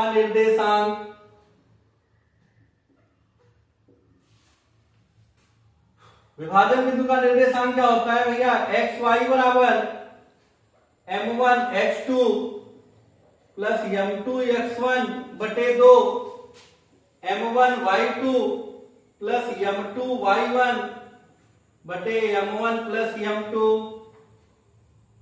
अब हम क्या करेंगे, भुज लेने पर या कोटि लेने पर कोई भी एक ले लेंगे, चाहे भुज ले ले या कोटि ले ले, और सवाल लग जाएगा। भुज लेंगे भैया तो x बराबर ये वाला मान, कोटि लेंगे तो y बराबर y वाला मान, बस सवाल लग जाना है। x बराबर क्या है, m1 x2 plus m2 y1 बटे m1 प्लस m2। अब देखते हैं इसका जो x का मान दिया है भैया, भुज दिया था -1, m1 हमें ज्ञात करना है, x2 का मान भैया है 6 प्लस m2, x1 होना चाहिए, x1 का मान है भैया -3 बटे m1 प्लस m2। अब कोई दिक्कत नहीं होना चाहिए। अब आपको क्या करना है भैया, क्रॉस गुणा करा देना है, तो -m1 प्लस माइनस का गुणा -m2 बराबर 6m1 -3m2। अब देखेंगे यहां पे माइनस का इधर आके प्लस 3m2 -m2 बराबर 6m1 माइनस का m1 इधर आके प्लस m1। अब आपको क्या करना है, m1 एक पक्ष में m2 एक पक्ष में करना है, फिर उसके बाद जोड़ घटा देना है, तो ये आएगा 2m2 बराबर 7m1 तो अब क्या करना था, m1 अनुपात m2 ज्ञात करना था। तो m1 बटे m2, तो ये गुणा है उधर जाके भाग हो जाएगा, 2/7 बराबर m1 बटे m2। अतः m1 अनुपाते m2 बराबर भैया 2:7 आ गया। यही आपका आंसर हो गया। यदि ये अनुपात आपको दे देता m1 और m2 का, तो भैया यहाँ पे मान रख के आप अंतः विभाजन बिंदु का निर्देशांक भी तो निकाल लेते। इस तरीके से आप इस सवाल को लगा लेंगे। अब इस टाइप के आप जितने सवाल दिए जा रहे हैं उन्हें लगाएं और प्रयास करें। अच्छा, अब हम आपको बताते हैं हम अब कौन से प्रश्नों की ओर आपको ले चल रहे हैं। जैसे अगर बचा है तो भैया ज्यामिति, तो हम ज्यामिति के प्रश्नों की ओर आपको ले चलेंगे। अच्छा, उसके साथ साथ आपको सांख्यिकी के प्रश्न हम बताएंगे जो भैया फ्री का नंबर होता है, बहुत आसानी से आप समझ सकते हैं। और फिर प्रायिकता का भी नंबर जो है आसानी से आपको मिल जाता है। तो अब हम आपको ज्यामिति, सांख्यिकी, प्रायिकता और फिर वृत्तखंड और त्रिज्यखंड के क्षेत्रफल, इनसे संबंधित सवालों को करवाने वाले हैं। तो आप पूरे वीडियो को देखते रहिएगा, कहीं जाइएगा नहीं, धैर्य। तो हम देखते हैं ज्यामिति के कुछ प्रश्नों को लेकर आगे की ओर बढ़ते हैं। अच्छा, ज्यामिति में खेल पर में हमने पहले ही पढ़ाया है, इसका लिंक हमने डिस्क्रिप्शन बॉक्स में दे रखा है, आप वहां जाके इस वीडियो को देख सकते हैं। अच्छा, यहाँ पे हम शुरुआत करते हैं। तो पहला क्वेश्चन भैया लिखा है क्या, आकृति में QR बटे QS। तो अब इसकी आकृति से सवाल को देखेंगे। क्या कहा भैया, दिया है हमें, लिख देते हैं ऐसे, दिया है QR बटे QS बराबर QT बटे PR और कोण 1 बराबर कोण 2। भैया सिद्ध क्या करना है आपको, तो सिद्ध करना है आपको त्रिभुज PQS समरूप त्रिभुज TQR। लिखते हैं उत्पत्ति, उत्पत्ति का अर्थ होता है प्रूफ। भाई हम प्रूफ करें कि ये कैसे समरूप है। तो यहां हम देखते हैं भैया, तो क्या दिया है, QR बटे QS। तो अगर QR को देखें तो ये त्रिभुज TQR की भुजा है, भैया TQR की भुजा है, ठीक है। और QS को देखें तो भैया PQS की भुजा है, ठीक है। अब दूसरा देखते क्या है, QT त्रिभुज TQR की भुजा है। और दूसरा क्या दिया है भैया, PR दिया है। अगर QP दिया होता तो इनकी भुजाएं समानुपाती हो जाती। तो अब यहाँ पे जो दूसरा दिया है कोण 1 बराबर कोण 2, तो किसमें दिया है, PQR में, त्रिभुज PQR में क्या दिया है भैया, कोण 1 बराबर कोण 2। तब भैया कोण 1 के सामने कौन सी भुजा है, एक प्रमेय है जो जानते होंगे आप सब, किसी त्रिभुज में अगर कोण बराबर हैं तो उनकी सम्मुख भुजाएं भी बराबर होती हैं। तो कोण 1 के सामने बात करें भैया तो PR है, और अगर कोण 2 के सामने बात करें तो भैया PQ है। तो ये दोनों बराबर होगा, PR बराबर PQ, PR बराबर PQ। क्योंकि दिया क्या है आपको, QR बटे QS बराबर QT बटे PR, ये आपको दिया है। अब आप PR की जगह पे क्या लिख सकते हैं भैया, PQ लिख सकते हैं। QR बटे QS बराबर QT बटे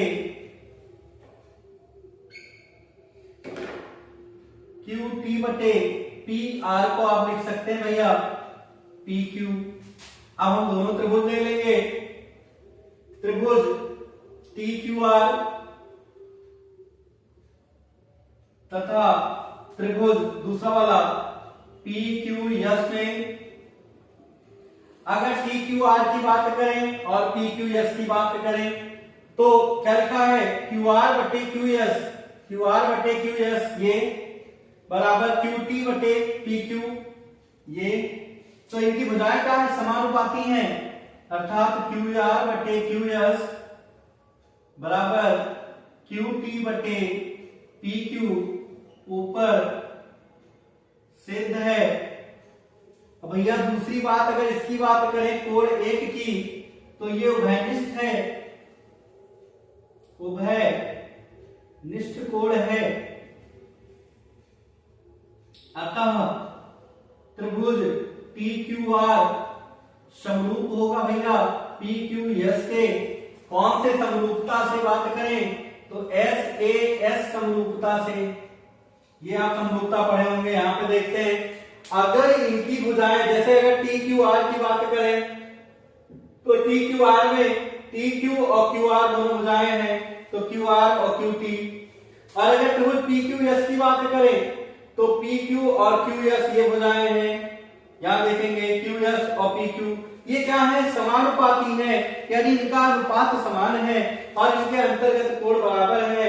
तो भैया ये दोनों त्रिभुज समरूप होगा। और यहाँ पे क्या है, अगर बड़े वाले त्रिभुज की बात करें तो क्यू टी और क्यू आर भुजा है, इनके बीच का कोण है तो एस ए एस है। ऐसे छोटे वाले त्रिभुज में देखें तो यहाँ भी एस ए एस है तो एस ए एस से ये समरूप हो गया। इस तरीके से आपके पहले प्रश्न का उत्तर हो गया। अब हम दूसरे प्रश्न पे चलते हैं। तो भैया दूसरा प्रश्न क्या दिया है उसे देखते हैं। अच्छा, दूसरे वाले प्रश्न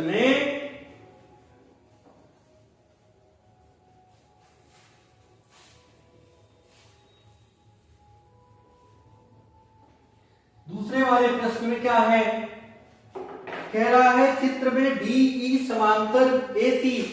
तो यहां भी ऐसे लिखेंगे, दिया है सिद्ध करना है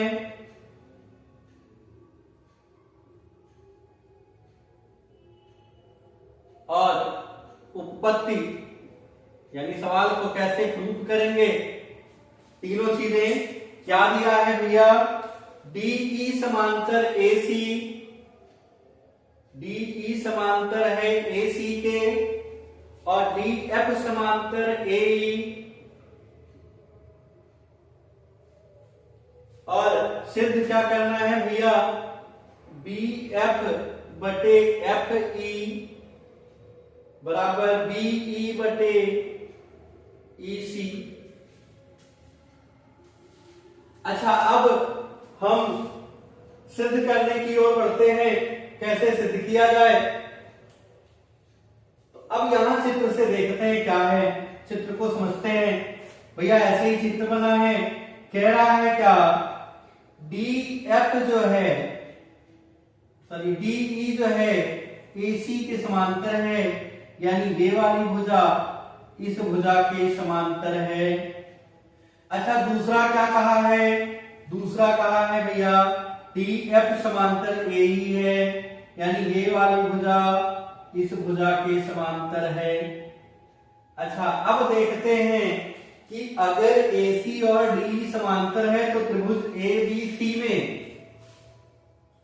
त्रिभुज ए बी सी में डी ई समांतर ए सी, डी ई समांतर ए सी, तब भैया थेल्स प्रमेय लगेगा, थेल्स प्रमेय से। अब भैया थेल्स प्रमेय क्या है एक बार समझ लेते हैं। यहां पे किसी त्रिभुज में एक भुजा के समांतर खींची गई रेखा, एक भुजा के समांतर खींची गई रेखा, जैसे बीसी के समांतर एक रेखा हमने खींच दिया डी, तो ये इनकी भुजाओं को भैया क्या करेगा, समान अनुपात में बांटेगा। क्या करेगा, समान अनुपात में बांटेगा, अर्थात एडी बटे डीबी बराबर एई बटे ईसी होगा। अर्थात ये भी कह सकते हैं एडी बटे एबी कह सकते हो, AE बटे AC भी कह सकते हो। और इस पे सवाल भी लगेगा, ध्यान दीजिएगा, आपको 1 नंबर के सवाल इसमें देखने को मिल सकते हैं। ऐसे मान ले देगा कि ये 4 है, ये 6 है, ये 8 है, ये कितना होगा, कह देगा ये इसके समांतर है, डी जो है BC के समांतर है। तो भैया जब ये समांतर होगा तो ये खंड का अनुपात बराबर होगा। इसी तरीके से AD बटे DB बराबर AE बटे EC। और दूसरा एक और खंड बन सकता है कि AD बटे AB बराबर AE बटे AC। ये किस पर निर्भर करेगा, भैया ये पूरी भुजा का मान दे देगा, करेगा ये 14 है, ये करेगा 10 है। अब बताओ इसका मान कितना होगा, ऐसे भी पूछ सकता है। तो किसी तरीके से भी पूछे, आपको अनुपात बराबर दिखाना है, यही थेल्स प्रमेय है। तो इस तरीके से थेल्स प्रमेय यहाँ पे हम लगाएंगे त्रिभुज ABC में DE समांतर AC, तो BD बटा DA बराबर BE बटा EC।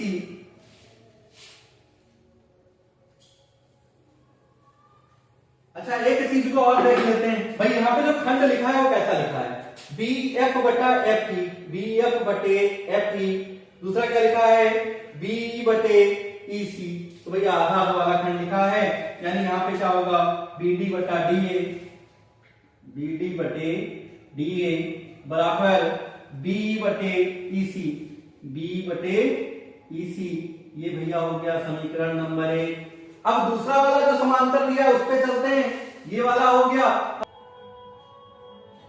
त्रिभुज ABE में भैया जैसे हम बता रहे थे, ABE में देखिए DF समांतर AE है, तो DF समांतर AE, तब भैया यहां भी लगेगा आपका थेल्स प्रमेय से।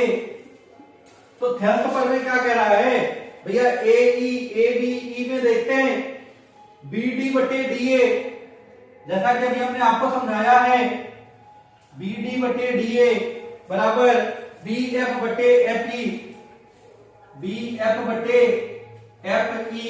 भैया ये समीकरण 2 हो गया। अब समीकरण 1 और 2 में देखते हैं भैया, एक पक्ष बराबर है तो दूसरा पक्ष भी बराबर होगा। तो समीकरण 1 और 2 की भैया तुलना कर दें, बस सिद्ध हो गया। समीकरण 1 तथा 2 की तुलना करने पर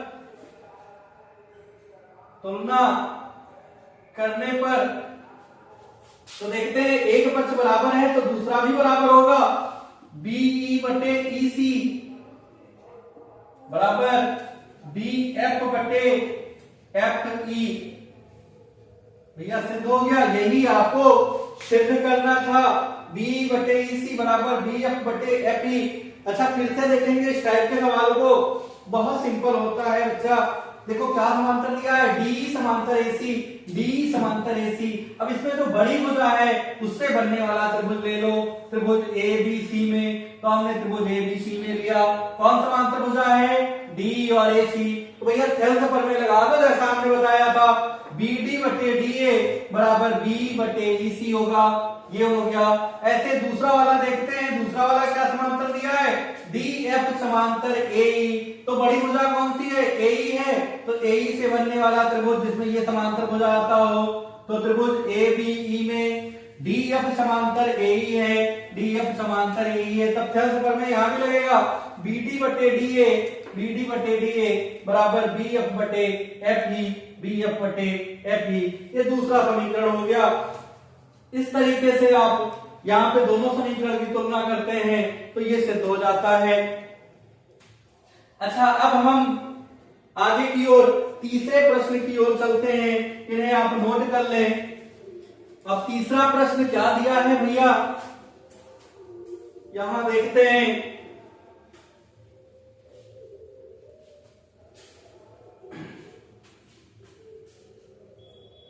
तीसरे प्रश्न की ओर चर्चा करें तो तीसरा नंबर है भैया, ये क्या दिया है ये देखें। एक त्रिभुज ABC की भुजा BC पर एक बिंदु D इस प्रकार स्थित है कि ये दोनों कोण बराबर हैं। तो दिया क्या है, दिया है भैया त्रिभुज ABC में D कहां स्थित है, BC पर स्थित है, D BC पर स्थित है और आगे देखते हैं इस प्रकार स्थित है कि ADC और BAC बराबर है, ADC बराबर कोण BAC। अच्छा अब हम चित्र को बनाते हैं, कैसे बना होगा ये, तो ये भैया ऐसे बना होगा, त्रिभुज ABC ये है और BC पर एक बिंदु D है, तो A से D को मिला दो क्योंकि कौन सा कोण बना है भैया, ADC बना है। ये कोण जो है बराबर है किसके, BAC के बराबर है। ऐसे दिया है कि कोण ADC BAC के बराबर है, ये दोनों कोण बराबर हैं। अच्छा सिद्ध क्या करना है बच्चा, सिद्ध करना है CA का स्क्वायर बराबर CB इंटू CD। अच्छा इसे अगर हम देखते हैं तो ये अनुपात के रूप में लिखा है, तो अनुपात के रूप में लिखा है तो यहां पे हम समरूपता का प्रयोग करेंगे। क्या करेंगे देखें, यहां अगर देखो भैया तो ये वाला कोण इसके बराबर है और दूसरा अगर आप इस कोण पर ध्यान दें तो ये उभयनिष्ठ कोण है, क्योंकि ये त्रिभुज ADC में भी आएगा और त्रिभुज ABC में भी आएगा। तो देखो लिखेंगे क्या, त्रिभुज ABC तथा त्रिभुज ADC में क्या है भैया, कोण BAC बराबर कोण ADC, ये हमें दिया है। और दूसरा वाला कोण ACB बराबर कोण ACD, ACB और ACD दोनों बराबर हैं, क्यों, क्योंकि भैया ये उभयनिष्ठ कोण है। तो अब दोनों त्रिभुज क्या हो गया, समरूप हो गया। कौन से प्रमेय से, तो कहेंगे A समरूपता से। अच्छा अब हम बात करते हैं आगे कि यहां पे तीसरा कोण कौन सा होगा, तो भैया ध्यान दो, तो तीसरा कोण भैया ये वाला होगा, बड़े वाले त्रिभुज का तीसरा कोण ये है और छोटे वाले त्रिभुज का तीसरा कोण ये है। तो अगर दोनों त्रिभुज समरूप हैं तो इनकी भुजाएं क्या होंगी, समानुपाती होंगी भैया। तब अब यहां पे समानुपाती होगा तो यहां आपको ये ध्यान देना है कौन कौन सी भुजा दी गई है। भैया CA दिया गया है तो हमने यहां पे ABC लिखा है, तो ABC में CA कौन सी भुजा है, CA की संगत भुजा ADC में कौन सी होगी, तो CA कौन सी भुजा है, ध्यान दीजिएगा 3 नंबर और 2 नंबर कोण वाली भुजा है। बड़े वाले त्रिभुज में, बड़े वाले त्रिभुज में 1 नंबर और 2 नंबर वाली भुजा है। छोटे वाले त्रिभुज में भैया 1 नंबर 2 नंबर की भुजा कौन सी है, ADC में, तो ये है यानी CD। फिर से देखें, CA अगर बड़े त्रिभुज की बात करें तो भैया 1 नंबर कोण और 2 नंबर कोण वाली भुजा है, तो ADC में देखें 1 नंबर और 2 नंबर वाली कोण वाली भुजा CD है, तो ये क्या है, ये समानुपाती है। अच्छा दूसरा वाला खंड क्या होगा भैया, दूसरा वाला यहाँ पे देखिए CA हो गया भैया, CD हो गया, बचा क्या BC, तो BC देखेंगे बड़े वाले त्रिभुज की भुजा BC 2 नंबर और 3 नंबर वाली भुजा है, 2 नंबर कोण और 3 नंबर कोण वाली। छोटे वाले त्रिभुज में 2 नंबर 3 नंबर वाली भुजा भैया AC है या CA है, क्रॉस गुणा करा दो भैया, CA स्क्वायर बराबर BC इंटू CD, और यही आपको सिद्ध करना था भैया, कोई दिक्कत आपको नहीं होनी चाहिए। यहाँ क्या किया गया, त्रिभुज को दिखाया गया समरूप, समरूप दिखाने के बाद इनकी भुजाओं को समानुपाती। अब भुजाओं को समानुपाती दिखाते समय कुछ चीजों को ध्यान रखा गया कि यहाँ पे कौन कौन सी भुजा दी गई है। हमने शुरुआत किया भैया CA से। अब चूंकि हमने बड़ा वाला त्रिभुज पहले लिखा था ABC, तो ABC में CA जो है 1 नंबर और 2 नंबर वाली भुजा है, तो छोटे वाले त्रिभुज में 1 नंबर 2 नंबर वाली भुजा भैया CD है, तो CA बटा CD लिख दिया गया। अब यहाँ देखते हैं CA का काम खत्म हो गया, CD का काम बचा क्या, BC और CA, क्योंकि CA स्क्वायर है। तो अब BC बड़े वाले त्रिभुज की भुजा अगर लेते हैं, क्योंकि बड़ा वाला त्रिभुज पहले लिखा है, तो त्रिभुज ABC, BC जो है 2 नंबर 3 नंबर की भुजा है, तो छोटे वाले में 2 नंबर और 3 नंबर की भुजा क्या होगी, AC होगा बटे CA, फिर क्रॉस गुणा करवा दिया गया, सिद्ध हो गया। इस तरीके से आपका ये सवाल कंप्लीट होता है। अब हम प्रश्नों की कुछ और श्रृंखला लेके चलते हैं। अब हम लेते हैं कहाँ है, त्रिज्यखंड और वृत्तखंड के प्रश्न को। तो देखिएगा, इसी एक सवाल से हम त्रिज्यखंड और वृत्तखंड के सारी चीजों को समझाने का प्रयास करेंगे। ध्यान से देखिएगा। अच्छा, यहां क्या दिया है, 20 सेंटीमीटर त्रिज्या वाले वृत्त की कोई जीवा केंद्र पर 60 अंश का कोण बनाती है। एक वृत्त है जिसकी त्रिज्या भैया 20 सेंटीमीटर है, इसकी एक जीवा है ऐसे, ये जीवा केंद्र पर कितने अंश का कोण बनाती है, 60 अंश का बनाती है। ये 60 अंश का कोण बनता है। संगत लघु और दीर्घ वृत्तखंड का क्षेत्रफल। अच्छा, अब एक चीज को आप समझेंगे, वृत्तखंड किसे कहते हैं भैया, तो ये क्या कहलाता है, वृत्तखंड कहलाता है। जब जीवा द्वारा इन्हें खंडों में बांटते हैं, ये कहलाता है भैया लघु वृत्तखंड और ये कहलाता है दीर्घ वृत्तखंड। तो लघु वृत्तखंड के क्षेत्रफल का सूत्र क्या होता है, लघु वृत्तखंड का क्षेत्रफल तो ये होता है भैया थीटा बटे 360 pi R square minus 1/2 R square sine theta. ये लघु वृत्तखंड का क्षेत्रफल है, थीटा बटे 360 pi R square minus 1/2 R square sine theta. अच्छा, अब एक चीज और हम बताते हैं आपको, अगर ऐसे वृत्त खींचा गया है सेम यही तरीके से और ये त्रिज्या द्वारा भैया अलग हो जाता है, तो ये त्रिज्यखंड कहलाता है। और ये थीटा कहाँ है, यहां से निकल के ये बना वाला कोण यही थीटा है और ये आर है। तो यहां भी देखते हैं ये आर है और ये कोण थीटा है। तो ये कहलाता है भैया क्या, त्रिज्यखंड। और छोटा वाला भाग लघु त्रिज्यखंड, बड़ा वाला भाग दीर्घ त्रिज्यखंड कहलाता है। त्रिज्यखंड के क्षेत्रफल का सूत्र क्या होता है, तो त्रिज्यखंड का क्षेत्रफल भैया होता है थीटा बटे 360 पाई आर स्क्वायर, यही होता है। अच्छा, अगर इस त्रिज्यखंड में से ध्यान दीजिएगा, ये त्रिज्यखंड है। अभी एक चीज को और देख लो, यहां पे चाप की लंबाई कौन है भैया, चाप यही है, ये चाप की बात कर रहा है, ये चाप की लंबाई है यहां से यहां तक। तो चाप की लंबाई की अगर बात की जाए तो चाप की लंबाई भैया होता है थीटा बटे 360 गुणे 2 पाई आर। 2 पाई आर क्यों होता है, क्योंकि वृत्त की परिधि 2 पाई आर होती है। थीटा यानी कितने अंश निकाले गए हैं, इस तरीके से होता है। लेकिन अगर इस त्रिज्यखंड में इन दोनों को मिलाने के साथ ये बन क्या जाता है भैया, वृत्तखंड बन जाता है, जैसे ये बना हुआ है। तो वृत्तखंड का क्षेत्रफल क्या होगा, त्रिज्यखंड का क्षेत्रफल माइनस त्रिभुज का क्षेत्रफल। जैसे यहाँ पे देखें, ये त्रिभुज, अगर ये वृत्तखंड त्रिज्यखंड है, त्रिज्यखंड के क्षेत्रफल में से त्रिभुज का क्षेत्रफल घटा देते हैं, तो त्रिज्यखंड का क्षेत्रफल ये है और त्रिभुज का क्षेत्रफल क्या होगा, 1/2 आर स्क्वायर साइन थीटा, यानी जो इसकी त्रिज्या है।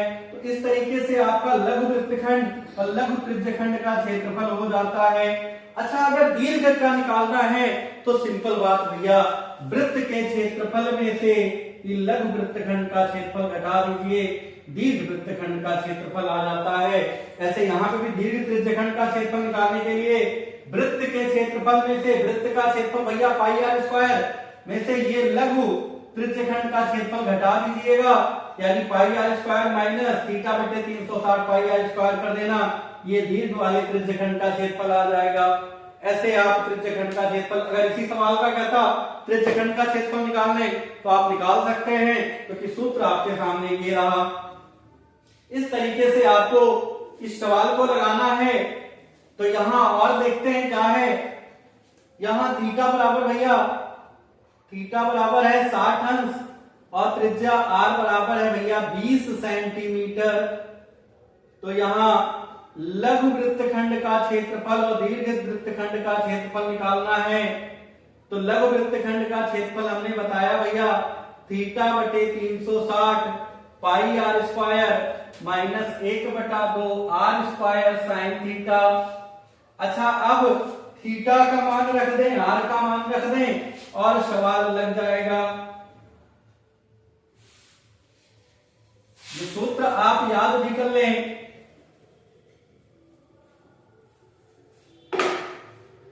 थीटा का मान भैया है 60 अंश बटे 360 अंश, पाई का मान भैया 22/7, आर का मान भैया है 20 का स्क्वायर माइनस 1/2, आर का मान 20 का स्क्वायर गुणे साइन 60 अंश।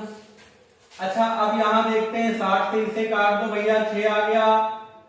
अच्छा, अब ये क्या लिखा है 22 गुणे 20 गुणे 20 बटे 6 गुणे 7 माइनस 1/2, 20 का स्क्वायर होता है भैया 400 और साइन 60 का मान भैया होता है √3/2। ये त्रिकोणमिति की बात है।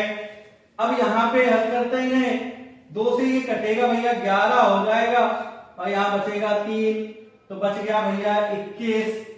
यहाँ पे 400 और 400 का 11 से गुणा तो देखेंगे 00 11 चौक 44 माइनस ये काट दो भैया 200 और फिर इससे काटोगे तो आएगा 100, तो आ गया 100√3। अगर इसे ऐसे ही लिख दें तब भी कोई दिक्कत नहीं है। 4400 माइनस 2100√3, क्योंकि 21 से इनका गुणा होगा बटे 21, 1 का एलसीएम 21, यहाँ पे 4400 रहेगा, यहाँ पे इनसे 21 का गुणा होगा तो इतने वर्ग सेंटीमीटर। अच्छा, दीर्घ वृत्तखंड का क्षेत्रफल कहा तो क्या करेंगे, दीर्घ वृत्तखंड का क्षेत्रफल बराबर होगा भैया वृत्त का क्षेत्रफल माइनस लघु वृत्तखंड का क्षेत्रफल। अच्छा, वृत्त के क्षेत्रफल की बात करें भैया तो पाई आर स्क्वायर और लघु वृत्तखंड का क्षेत्रफल आया है 4400 माइनस 2100 √3/21। अच्छा, पाई का मान भैया 22/7, आर स्क्वायर यानी 20 का स्क्वायर माइनस 4400 माइनस 2100√3/2। अच्छा, अब यहां देखते हैं कि क्या आएगा, यहां पे 21 होगा। अच्छा, अब देखते हैं 22/7 गुणे ये होगा भैया 400 माइनस ये सेम ऐसे ही लिखा रहने दीजिए माइनस 2100√3/21।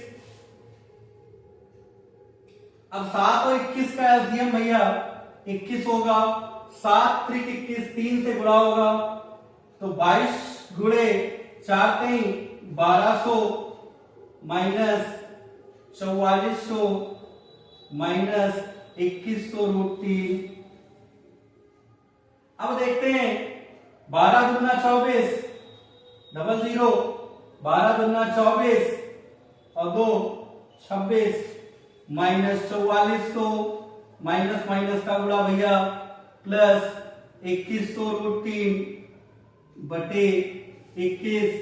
अब इन्हें घटा दोगे, 4 में से 4 घटाओगे भैया 0, 6 में से 4 घटाएंगे 2, तो 2200 माइनस 2100√3/21 वर्ग सेंटीमीटर। कोई दिक्कत नहीं है, आप बिल्कुल दशमलव में ना जाएं, यही आंसर हो गया।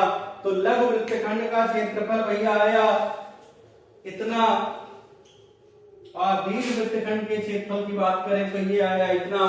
इस तरीके से ये सवाल लग जाएगा भैया। अगर ये सवाल पूछा गया तो मान के चलिएगा 6 नंबर में पूछा जाएगा या मिनिमम 4 नंबर में पूछा जाएगा, अगर इस टाइप का पूछा जा रहा है तो आराम से आप लगा सकते हैं। केवल कैलकुलेशन आपको ध्यान रखना है। अच्छा, इस तरीके से आप जितने सवाल दिए गए हैं एक बार रिवीजन करिएगा और ध्यान दीजिएगा। अगर कोई सवाल नहीं लग रहा है तो आप हमें बताइएगा, हम उसका भी निराकरण करेंगे, आपको बताएंगे किसी भी तरीके से। अच्छा, आगे अब हम चलते हैं भैया समांतर माध्य की ओर, सांख्यिकी जिसे कहते हैं। यहाँ पे हम 3 चीजों को पढ़ने वाले हैं, समांतर माध्य, माध्यिका और बहुलक को। यहां से भैया सिंपल प्रश्न पूछे जाते हैं। अब तो ध्यान दीजिएगा, आप सिंपल प्रश्न लगाएंगे कैसे भैया, जब सूत्र पता होगा तो आराम से लगा लेंगे, कुछ नहीं करना है। तो हम एक एक करके इन्हें बताते हैं। यहाँ पे तो प्रश्न हमने लिया है, इनका बहुलक ज्ञात करना है, लेकिन हम आपको समांतर माध्य भी बताएंगे, माध्यक भी बताएंगे और बहुलक भी बताएंगे।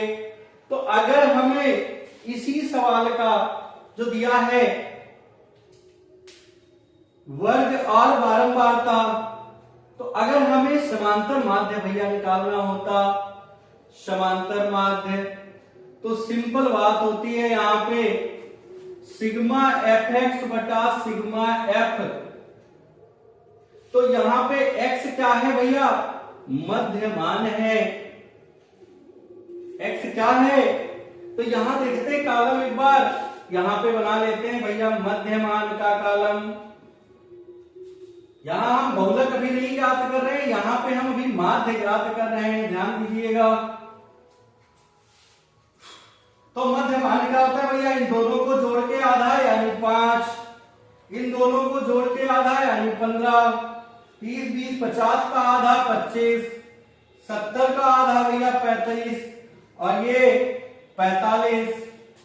अच्छा, ये एफ वाले कॉलम का जो योग होता है भैया वो सिग्मा एफ कहलाता है। और अब हम इस मध्यमान को कहते हैं यक्स, और कॉलम बनाते हैं भैया एफ इंटू यक्स का। इनका इनसे गुणा कराना है, दुगुन से 10, 15 6 120, 25 दूना 50 यानी 500, 15 पचे 75, हासिल 7, 15 तिया 45 और 7 52, 25 के 5 हासिल 2, 5 और 20 2 22। ये जोड़ लोगे भैया सिग्मा एफ एक्स हो जाएगा। 5 5 10 के 0 हासिल आएंगे, 2 2 4 1 5 2 7 1 8, 2 5 2 7 5 12 1 13। एक बार फिर से जोड़ लेते हैं और गुणा कर लेते हैं, कहीं गलत तो नहीं दिया गया। 2 पंचे 10, 15 8 120, 25 दूना 50, 15 पचे 75 के 5 हासिल 7, 15 तिया 45 और 7 52। ठीक है, 45 गुणे 5 225 जोड़ लेते हैं। 5 5 10 के 0 हासिल 1 2 1 3 2 5 2 7 1 8, 2 5 2 7 5 12 1 13। ठीक है, अब यहाँ पे समांतर माध्य का भैया सूत्र क्या था, सिग्मा एफ एक्स बटा सिग्मा एफ। अच्छा, सिग्मा एफ वाले कॉलम को जोड़ लें, 5 5 10 और 10 20 के 0 हासिल आए 2, 1 3 2 5, 50 आ रहा है। यहाँ पे कितना आया भैया 1380 बटे 50, 0 से 0 काट दो, 5 से इन्हें भाग कर दो, 5 दूनी 10, 3 और 8 38, 5 सते 35, 5 6 30। इतना आंसर हो गया। तो भैया x बार यानी समांतर माध्य का मान कितना आया 27.6। इस तरीके से ये सवाल आपका समांतर माध्य लग गया। अच्छा, देखिए एक चीज, यदि बारंबारता बहुत अधिक दिया हो, इसका जो मध्यमान है वो 10 आ जाए, तो आप पद विचलन विधि या कल्पित माध्य विधि का प्रयोग कर सकते हैं। a plus sigma F, a plus ऐसे करके है, उसे आप लगा सकते हैं, अभी हम आपको बता रहे हैं। तो इस तरीके से लगाएंगे, जैसे sigma sorry A X bar बराबर A plus sigma F into D X upon sigma F. ठीक है। एक में क्या है, a plus sigma F into D U upon sigma F into H है। तो आप दोनों में से इसे पग विचलन विधि कहते हैं, जो पहले बताया वो कल्पित माध्य विधि है, तो उन विधियों का प्रयोग करके भी आप लगा सकते हैं। अच्छा, अब समांतर माध्य ऐसे ही लगाना है, आप ये लोड भी कर सकते हैं। अब हम चलते हैं भैया माध्यिका की ओर, कि माध्यिका अगर निकालना है तो क्या होगा। तो यहां पे ये कॉलम आपका नहीं करना है, यहां पे माध्य की जगह पे माध्यक भी लिखा रहता है, कभी कभी ध्यान दीजिएगा ऐसे लिखा रहेगा। अब यहां लड़के कंफ्यूज हो जाते हैं कि माध्य निकाल दें। माध्यक या माध्यिका दोनों एक ही चीज है, चाहे माध्यक लिखा रहे या माध्यिका लिखा रहे।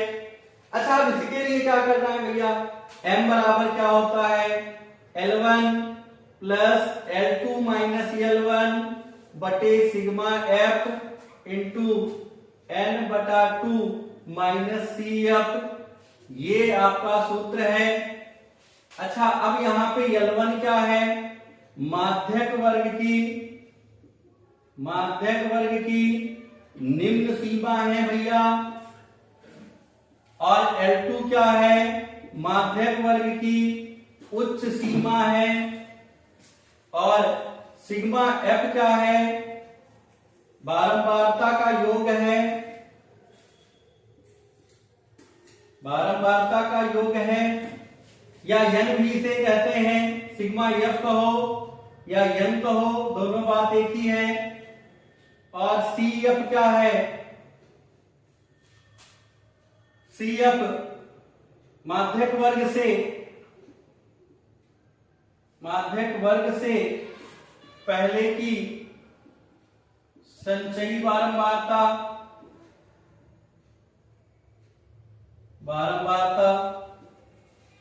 अच्छा, इस तरीके से आप सूत्र को दिमाग में रख सकते हैं। और हम आगे चलते हैं। तो यहां पे एक चीज ध्यान नहीं रह गया भाई, उसे ध्यान देंगे आप, ये सिग्मा नहीं होता बेटा, ये एफ होता है। तो एफ क्या है, यहां पे n बारंबारताओं का योग है, और एफ क्या है, माध्यक वर्ग की बारंबारता होती है। अब सवाल को हम देखते हैं और समझते हैं। अब माध्यक वर्ग किसे कहते हैं उस पर हम चर्चा करेंगे। तो यहां पे n का मान, इसे सिग्मा f कहें या n कहें, दोनों बात एक ही है। n बराबर भैया है 50, तो चूंकि n बराबर 50 है, तब m बराबर n बटा 2वां पद, तो n का मान भैया 50 बटा 2वां पद, यानी 25वां पद। अब इसके लिए आपको क्या करना है भैया, यहां पे एक कॉलम बनाना है संचयी बारंबारता का। तो संचयी बारंबारता क्या करते हैं, इनका संचय करते जाते हैं, जैसे 2, 8, 10, 20, 10, 30, 30, 15, 45, 45 और 5, 50। इस तरीके से आप बारंबारताओं का योग करते जाएं। देखें बेटे, 2, 2 और 8, 10, 10 और 20, 30, 30, 15, 45, 45, 5, 50। इस तरीके से बारंबारताओं का योग करेंगे। तो n बराबर 50 आया, और यहाँ पे 25वां पद कहाँ होगा, तो यहाँ पे आप खोजेंगे संचयी बारंबारता, 25वां पद किसमें आएगा, तो भैया संचयी बारंबारता 30 में आएगा। क्योंकि 25वां पद संचयी बारंबारता 30 में आता है, तब इसके सामने वाला वर्ग, अब सामने वाला कौन सा वर्ग भाई, इसके सामने कौन सा पड़ रहा है भैया, 20 से 30, 20 से 30 माध्यक वर्ग होगा, माध्यक वर्ग होगा। अब देखिए, आपको एक माध्यक वर्ग भैया पता चल गया, तो आप सारे मान को लिख सकते हैं। यहां पे अगर सूत्र को देखें तो L1 plus L2 minus L1 बटे F, ब्रैकेट में n बटा 2 माइनस सी एफ, तो L1 क्या है, माध्यक वर्ग की निम्न सीमा है। तो निम्न सीमा इसे कहते हैं, उच्च सीमा इसे कहते हैं। तो 20 है और 30 है। तो L1 बराबर भैया है 20 और L2 बराबर है 30। F बराबर क्या है, माध्यक वर्ग की बारंबारता। यहीं से ऐसे इंडिकेट कर सकते हैं, ये L1 हो गया, ये L2 हो गया, ये F हो गया। और CF क्या है भैया, इससे पहले वाले वर्ग की संचयी बारंबारता। ये इस तरीके से अब आप सूत्र पे लगा सकते हैं। F का मान भैया 20 और CF का मान भैया 10 है। तो अब हम सूत्र पे लगाते हैं सवाल को।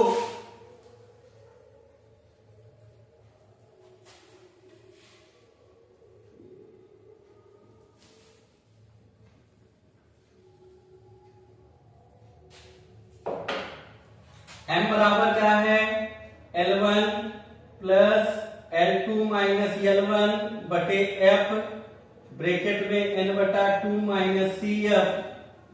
तो L1 का मान देखते हैं कितना है, 20 प्लस L2 है भैया 30, L1 है 20, F का मान भी है भैया 20, N का मान है 50 बटे 2 माइनस CF है भैया 10। इन्हें हल कर लेंगे तो 20 प्लस 10 बटे 20 भैया ये कितना होगा, 25। 25 में से 10 घटाएंगे आ जाएगा 15।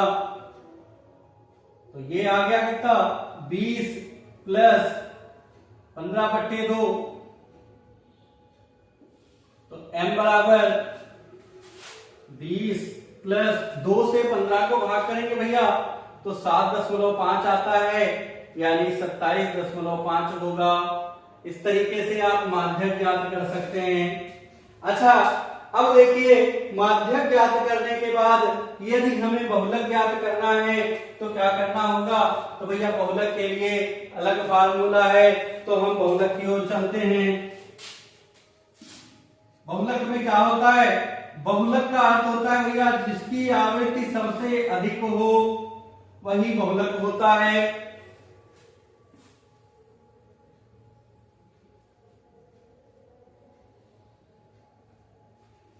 तो यहां पे देखते हैं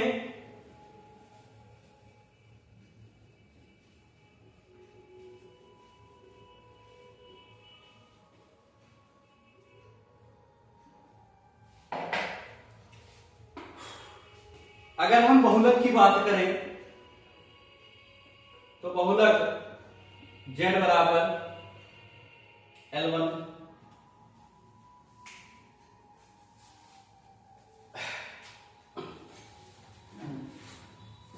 देखते हैं सूत्र को। L1 plus F1 minus F0 बटे 2F1 minus F0 minus F2 into H होता है भैया, ये बहुलक का सूत्र है। अच्छा, अब इसमें हम बताते हैं कि L1 क्या है। तो बात वही है, L1 वहां पे माध्यक वर्ग की बारंबारता थी, यहाँ माध्यक वर्ग की निम्न सीमा था, यहाँ पे बहुलक L1 बहुलक वर्ग की निम्न सीमा होगी। और F1 जो है भैया बहुलक वर्ग की बारंबारता है और F0 भैया बहुलक वर्ग से पहले की बारंबारता है और F2 ये बहुलक वर्ग के बाद की बारंबारता है और H भैया वर्ग अंतराल है। अच्छा, अभी जहां सूत्र में हमने L2 माइनस L1 लिखा था वहां पे आप यश भी लिख सकते हैं, क्योंकि यश निकलता ऐसे ही है कि इनमें वर्ग अंतराल कितने का है उसी को यश कहते हैं। तो चाहे L2 माइनस L1 लिखें और चाहे वर्ग अंतराल यश लिख दें, कोई दिक्कत नहीं होता है। ये आपका फार्मूला हो गया। अच्छा, अब हम बहुलक वर्ग खोजते कैसे हैं भैया, जिसकी बारंबारता सबसे अधिक होती है उसके सामने वाला वर्ग बहुलक होता है। तो लिखेंगे क्या, चूंकि सबसे अधिक अधिक बारंबारता 20 है, तब इसके सामने वाला वर्ग भैया बहुलक वर्ग होगा।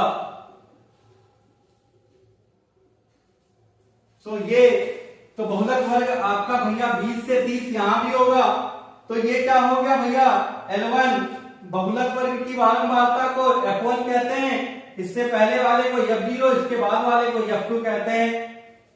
तो यहां पे L1 बराबर भैया 20 है, F1 बराबर 20 है, F0 बराबर 8 है और F2 बराबर 15 है और H बराबर अगर बात करें तो 10 है, क्योंकि इनमें अंतराल जो है वो 10 का है। अब आप फार्मूला लगा दे सीधा, Z बराबर L1 plus F1 minus F0 बटे 2F1 minus F0 minus F2 into H। तो L1 है भैया 20 प्लस F1 का मान है भैया 20, F0 है 8, 2 गुणे 20 क्योंकि 2F1 माइनस F0 है 8 और F2 है भैया 15 गुणे H का मान है 10। तो कितना आ गया 20 प्लस ये हो गया भैया 12, 40, 15, 8, 23 गुणे 10। तो यहां देखते हैं क्या बनता है भैया, Z बराबर 20 प्लस 12 धान्य में 120 बटे 40 में से 23 घटा दोगे भैया आ जाएगा 17। आप 17 से इन्हें भाग कर दें तो 17 का पहाड़ा 120 से, तो 17 सत्ते भैया 119 होता है। 17 सत्ते 119, एक बचा, 0 लगाएंगे, दशमलव लगाया, 0 बढ़ गया, 10 हो गया, फिर 0 लगाएंगे, 100 हो जाएगा लगभग 6। तो जोड़ दोगे तो भैया आया कितना, 27.06। अच्छा, यहाँ पे Z का भी मान आ गया। ऐसे आप बहुलक भी निकाल सकते हैं। तो हमने इसी एक सवाल से आपको माध्य भी बताया, माध्यक भी बताया और फिर बहुलक भी बताया है। तो अब इसी तरीके से आप सवालों को प्रैक्टिस कर सकते हैं। अच्छा, अब एक और 1 नंबर का क्वेश्चन बनता है। क्या बनता है कि भैया माध्य माध्यक बहुलक में संबंध होता है। क्या होता है, Z बराबर 3m माइनस 2x। बहुलक जो होता है माध्य का 3 गुना, माध्यक का 3 गुना माइनस माध्य का 2 गुना होता है। आप यहाँ पे तीनों मान रख के देख सकते हैं, यही आएगा। इसीलिए हमने x बार यानी समांतर माध्य को मान को रखा था और m के मान को भी रखा था और फिर इसके मान को भी रोका है। तो आप तीनों को रख के चेक कर सकते हैं, यही आएगा। बेटा दशमलव में हो सकता है कहीं थोड़ा सा अंतर आ जाए, क्योंकि जब हम भाग करते थे तो पूर्णतया यहाँ पे नहीं पता है पूर्णतया घटा था नहीं घटा था, यहाँ पे तो पूर्णतया घटा है, यहाँ पे भी थोड़ा सा रह गया है कुछ। तो दशमलव के कैलकुलेशन में थोड़ा सा अंतर आ सकता है, लेकिन सूत्र यही होता है। तो वे क्या करेगा, सवाल में Z का मान दे देगा, M का मान दे देगा, करेगा इसका माध्य कितना होगा। तो याद रखना भैया Z बराबर 3m माइनस 2x। इस तरीके से आपका सांख्यिकी का भी काम खत्म हुआ। अब हम चलते हैं, एक सवाल हमने लिया है भैया प्रायिकता का। तो प्रायिकता के सवालों को समझने के लिए आपको परिणाम जानना होगा। क्या परिणाम, कैसा परिणाम, तो हम उन परिणामों को आपको समझाया दे रहे हैं। और प्रायिकता का अर्थ बच्चा होता है संभावना, कितनी संभावना है इस घटना के होने की, उसी को प्रायिकता कहते हैं।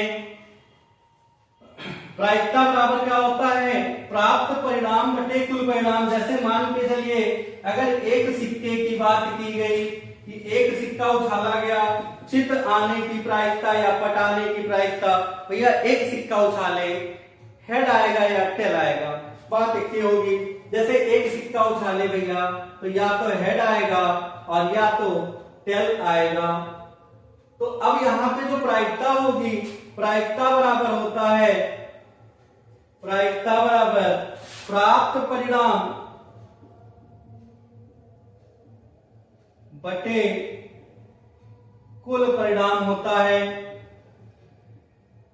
अच्छा, अब यहां पे कह दिया कि एक सिक्का उछाला गया, उछाले गए सिक्के पर चित आने की प्रायिकता। तो चित आने की घटना भैया एक के बाद चित आ सकता है ना, एक ही बार चित आ सकता है। और परिणाम कुल कितने आएंगे? 2 परिणाम आएंगे, तो इसकी प्रायिकता होगी 1/2। अच्छा, जब 2 सिक्का उछाला जाएगा तो ऐसे परिणाम वृक्ष बना लेना भैया, हेड, इनके साथ भी हेड टेल और इनके साथ भी हेड टेल। तो जब 2 सिक्का उछाला जाएगा भैया तो 1, 2, 3, 4 परिणाम बनेगा। अब इसमें कैसे क्वेश्चन कर सकता है भैया, 2 सिक्का उछालने पर कम से कम एक चित आने की प्रायिकता। तो भैया एक चित कौन मिलेगा? कम से कम एक चित। तो भैया इसमें भी कम से कम एक चित है, क्योंकि यहाँ पे हेड हेड होगा, ये क्या होगा? हेड टेल होगा, ये क्या होगा? टेल हेड होगा, ऐसे टेल टेल होगा। अब यहाँ से क्वेश्चन बना कम से कम एक चित, तो भैया इसमें भी है, इसमें भी है और इसमें भी है। तो एक चित आने का प्राप्त परिणाम कितना होगा भैया? 3, और कुल परिणाम कितना होगा? 4। तो इसकी प्रायिकता हो जाएगी 3/4। कह देगा कि दोनों सिक्के पर एक चित आने की प्रायिकता। जब भैया एक चित कहेगा तो यहाँ पे ये परिणाम नहीं जुड़ेगा, तब यहाँ पे 2/4 आएगा। इस तरीके से आपको सवाल के पे ध्यान रखना है, वो पूछ क्या रहा है। ऐसे ही यदि ये 3 सिक्का उछालता भैया तो एक और ऐसे बन जाता है, हेड टेल इनके साथ, हेड टेल इनके साथ, और ऐसे इनके साथ भी हेड टेल, ऐसे इसके साथ भी हेड टेल। तो अब यहां पे देखिए कितना परिणाम बन रहा है? 3, 3, 6, 3, 9, नहीं, 1, 2, 3, 4, ऐसे इनके साथ भी 4 बनेगा। तो भैया 4, 4 कुल परिणाम 8 यहाँ पे बनेंगे, और उत्तर जो देना होगा दे देंगे अगर 3 सिक्का कहा तो। अब और कैसा क्वेश्चन बनता है भैया? ऐसे बनता है कि एक थैला है और थैले में 4 लाल गेंद रखी है, 5 काली गेंद रखी है और 2 जो है सफेद गेंद रखी है। अब कह रहा है इस थैले में से एक गेंद यादृच्छिक निकाला जाता है, गेंद के काली होने की प्रायिकता। तो भैया इस थैले में कुल परिणाम कितना होगा? कुल गेंद कितना हो गया? 5, 4, 9, 11। काली होने की प्रायिकता क्या होगा भैया? 5/11। लाल होने की प्रायिकता 4/11, सफेद होने की प्रायिकता 2/11, ऐसे बना रहे हैं। अच्छा, अब बात करते हैं हम लूडो के पासे की। इन दोनों के सवाल अच्छा ऐसे बनेगा और पूछा लगभग ऐसे ही जाता है। अगर लूडो के पासे की बात करें तो एक बार जब पासा उछाला जाएगा तो भैया अच्छा परिणाम निकलेगा। लूडो खेले होंगे, बहुत मजा आता है, लेकिन इस समय नहीं। ऐसे पहले परिणाम पे ये छा आएगा और दूसरे पे भी ऐसे एक के साथ छा छा आता रहेगा। 1, 2, 3, 4, 5, 6, ऐसे इनके साथ भी 6 आएगा, ऐसे इनके साथ भी 6 आएगा, ऐसे इनके साथ, ऐसे सबके साथ 6 आना है। तो यहाँ पे जो 2 सिक्का उछालने पर कुल परिणाम होगा भैया वो कितना होगा? 2 सिक्का नहीं, सॉरी 2 पासा फेंकने पर। तो देखिए इसे कैसे लिखते हैं? 2 पासा फेंकने पर परिणाम, एक के साथ क्या आ रहा है? एक के साथ क्या आएगा?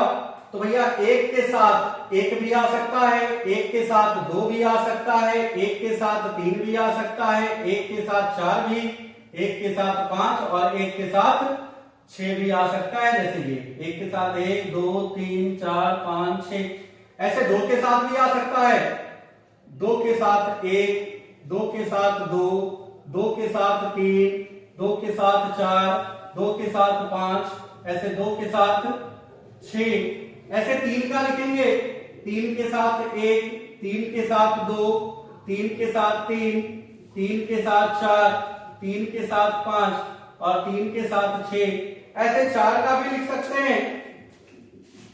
4 के साथ 1, 4 के साथ 2, 4 के साथ 3, 4 के साथ 4, 4 के साथ 5 और 4 के साथ 6, ऐसे 5 का आएगा।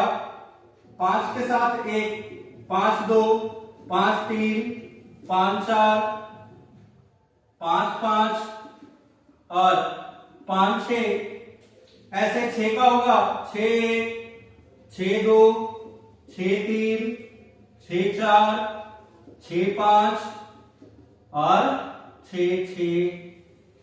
अब भैया इस सवाल को देखेंगे, कह रहा है दो पासे को एक साथ फेंकने पर प्राप्त संख्याओं का योगफल 10 होने की प्रायिकता होगी।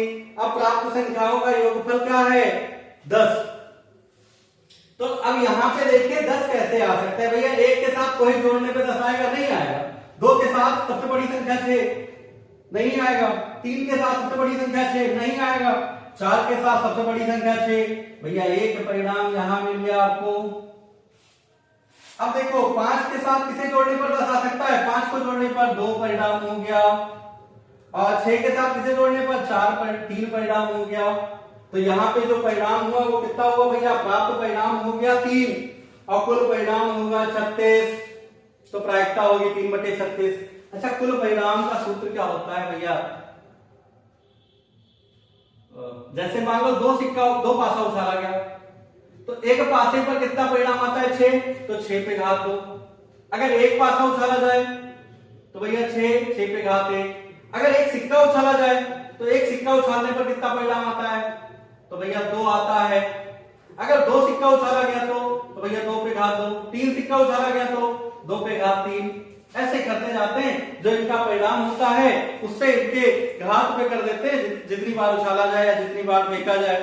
तो इस तरीके से इसका कुल परिणाम होगा भैया 36 और जो है अनुकूल परिणाम होगा 3। अच्छा, इसे लिखेंगे कैसे हम ये भी बता दें, क्योंकि बहुत सारे बच्चों में ये समस्या आती है कि भाई प्रायिकता वाले सवाल हम लगा तो लेंगे, लिखे कैसे? ठीक है, हम लिख के बताते हैं। तो 2 पासा एक साथ फेंकने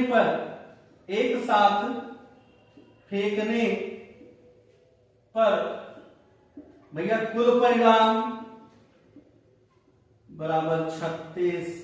अच्छा देखिए, अगर ये सवाल 4 नंबर में आ जाए या गलती से 6 नंबर में आ जाए तो उसे कुछ तो आप लिख के देंगे ना, तभी तो वो नंबर देगा।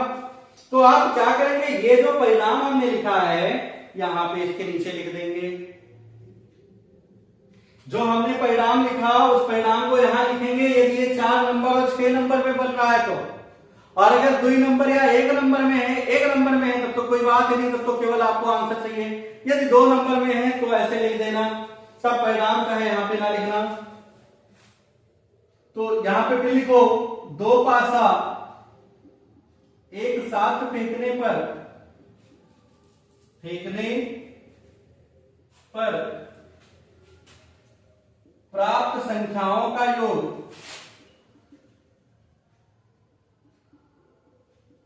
प्राप्त संख्याओं का योग 10 होने का परिणाम कितना होगा? तो भैया यहां पे हमने निकाल लिया कितना? 3। तो प्राप्त संख्याओं का योग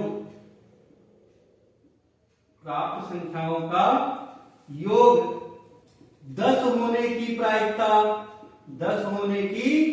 प्रायिकता बराबर लिखेंगे अनुकूल परिणाम बटे कुल परिणाम। तो भैया अनुकूल परिणाम आपका है कितना? 3 और कुल परिणाम है 36। भैया काट देंगे, आ जाएगा 1/12। इस तरीके से ये सवाल आपका लग जाएगा। अच्छा, 2 नंबर में है तो आप इतना लगा दें, कोई दिक्कत नहीं है, नंबर मिलेगा। यदि 4 नंबर में है तो भैया कुल परिणाम के बाद ये आप परिणाम लिख देना। इस तरीके से ये सवाल आपका संपूर्ण हुआ और हमने लगभग पूरे क्वेश्चन को सॉल्व करवा दिया है, पूरे चैप्टर को सॉल्व करवाया है। इससे पहले वीडियो के शुरुआत में ही मैंने बता दिया है कि जो इसमें नहीं है इस क्लास में वो हम पहले ही पढ़ा चुके हैं। उन सब के लिंक आपको डिस्क्रिप्शन बॉक्स में मिल रहे हैं, तो आप सारे वीडियो को अच्छे से देखिए और अपने पेपर के लिए प्रिपेयर हो जाइए। और यहाँ से अच्छे से तैयार करके आप अपना पेपर देने जाएं। बच्चा आपका पेपर बहुत अच्छा होगा और हमारा ढेर सारा आशीर्वाद आपके साथ लगातार बना रहेगा और आपके पेपर अच्छे होंगे। बस एक चीज दिमाग में रखना, पेपर देते समय कोई टेंशन नहीं, आप एकदम रिलैक्स होकर पेपर देने जाएंगे, क्योंकि मैथ का पेपर है, बहुत रिलैक्स होकर जाना है। अच्छा, अब अगर ये लगेगा कि नहीं सर जी बढ़िया पढ़ाते हैं, मेहनत करते हैं, तो वीडियो को लाइक शेयर करना ना भूलिएगा। और यदि हमारे चैनल पर नए हैं तो चैनल को सब्सक्राइब करना भी ना भूलें। चैनल को सब्सक्राइब कर लें, बेल आइकन भी प्रेस कर लें, जिससे हमारे द्वारा डाले गए वीडियो का नोटिफिकेशन सबसे पहले आपको मिल सके। अब हम आपके पेपर के लिए हार्दिक शुभकामनाएं देते हुए मिलते हैं अगले वीडियो में। तब तक के लिए जय हिंद।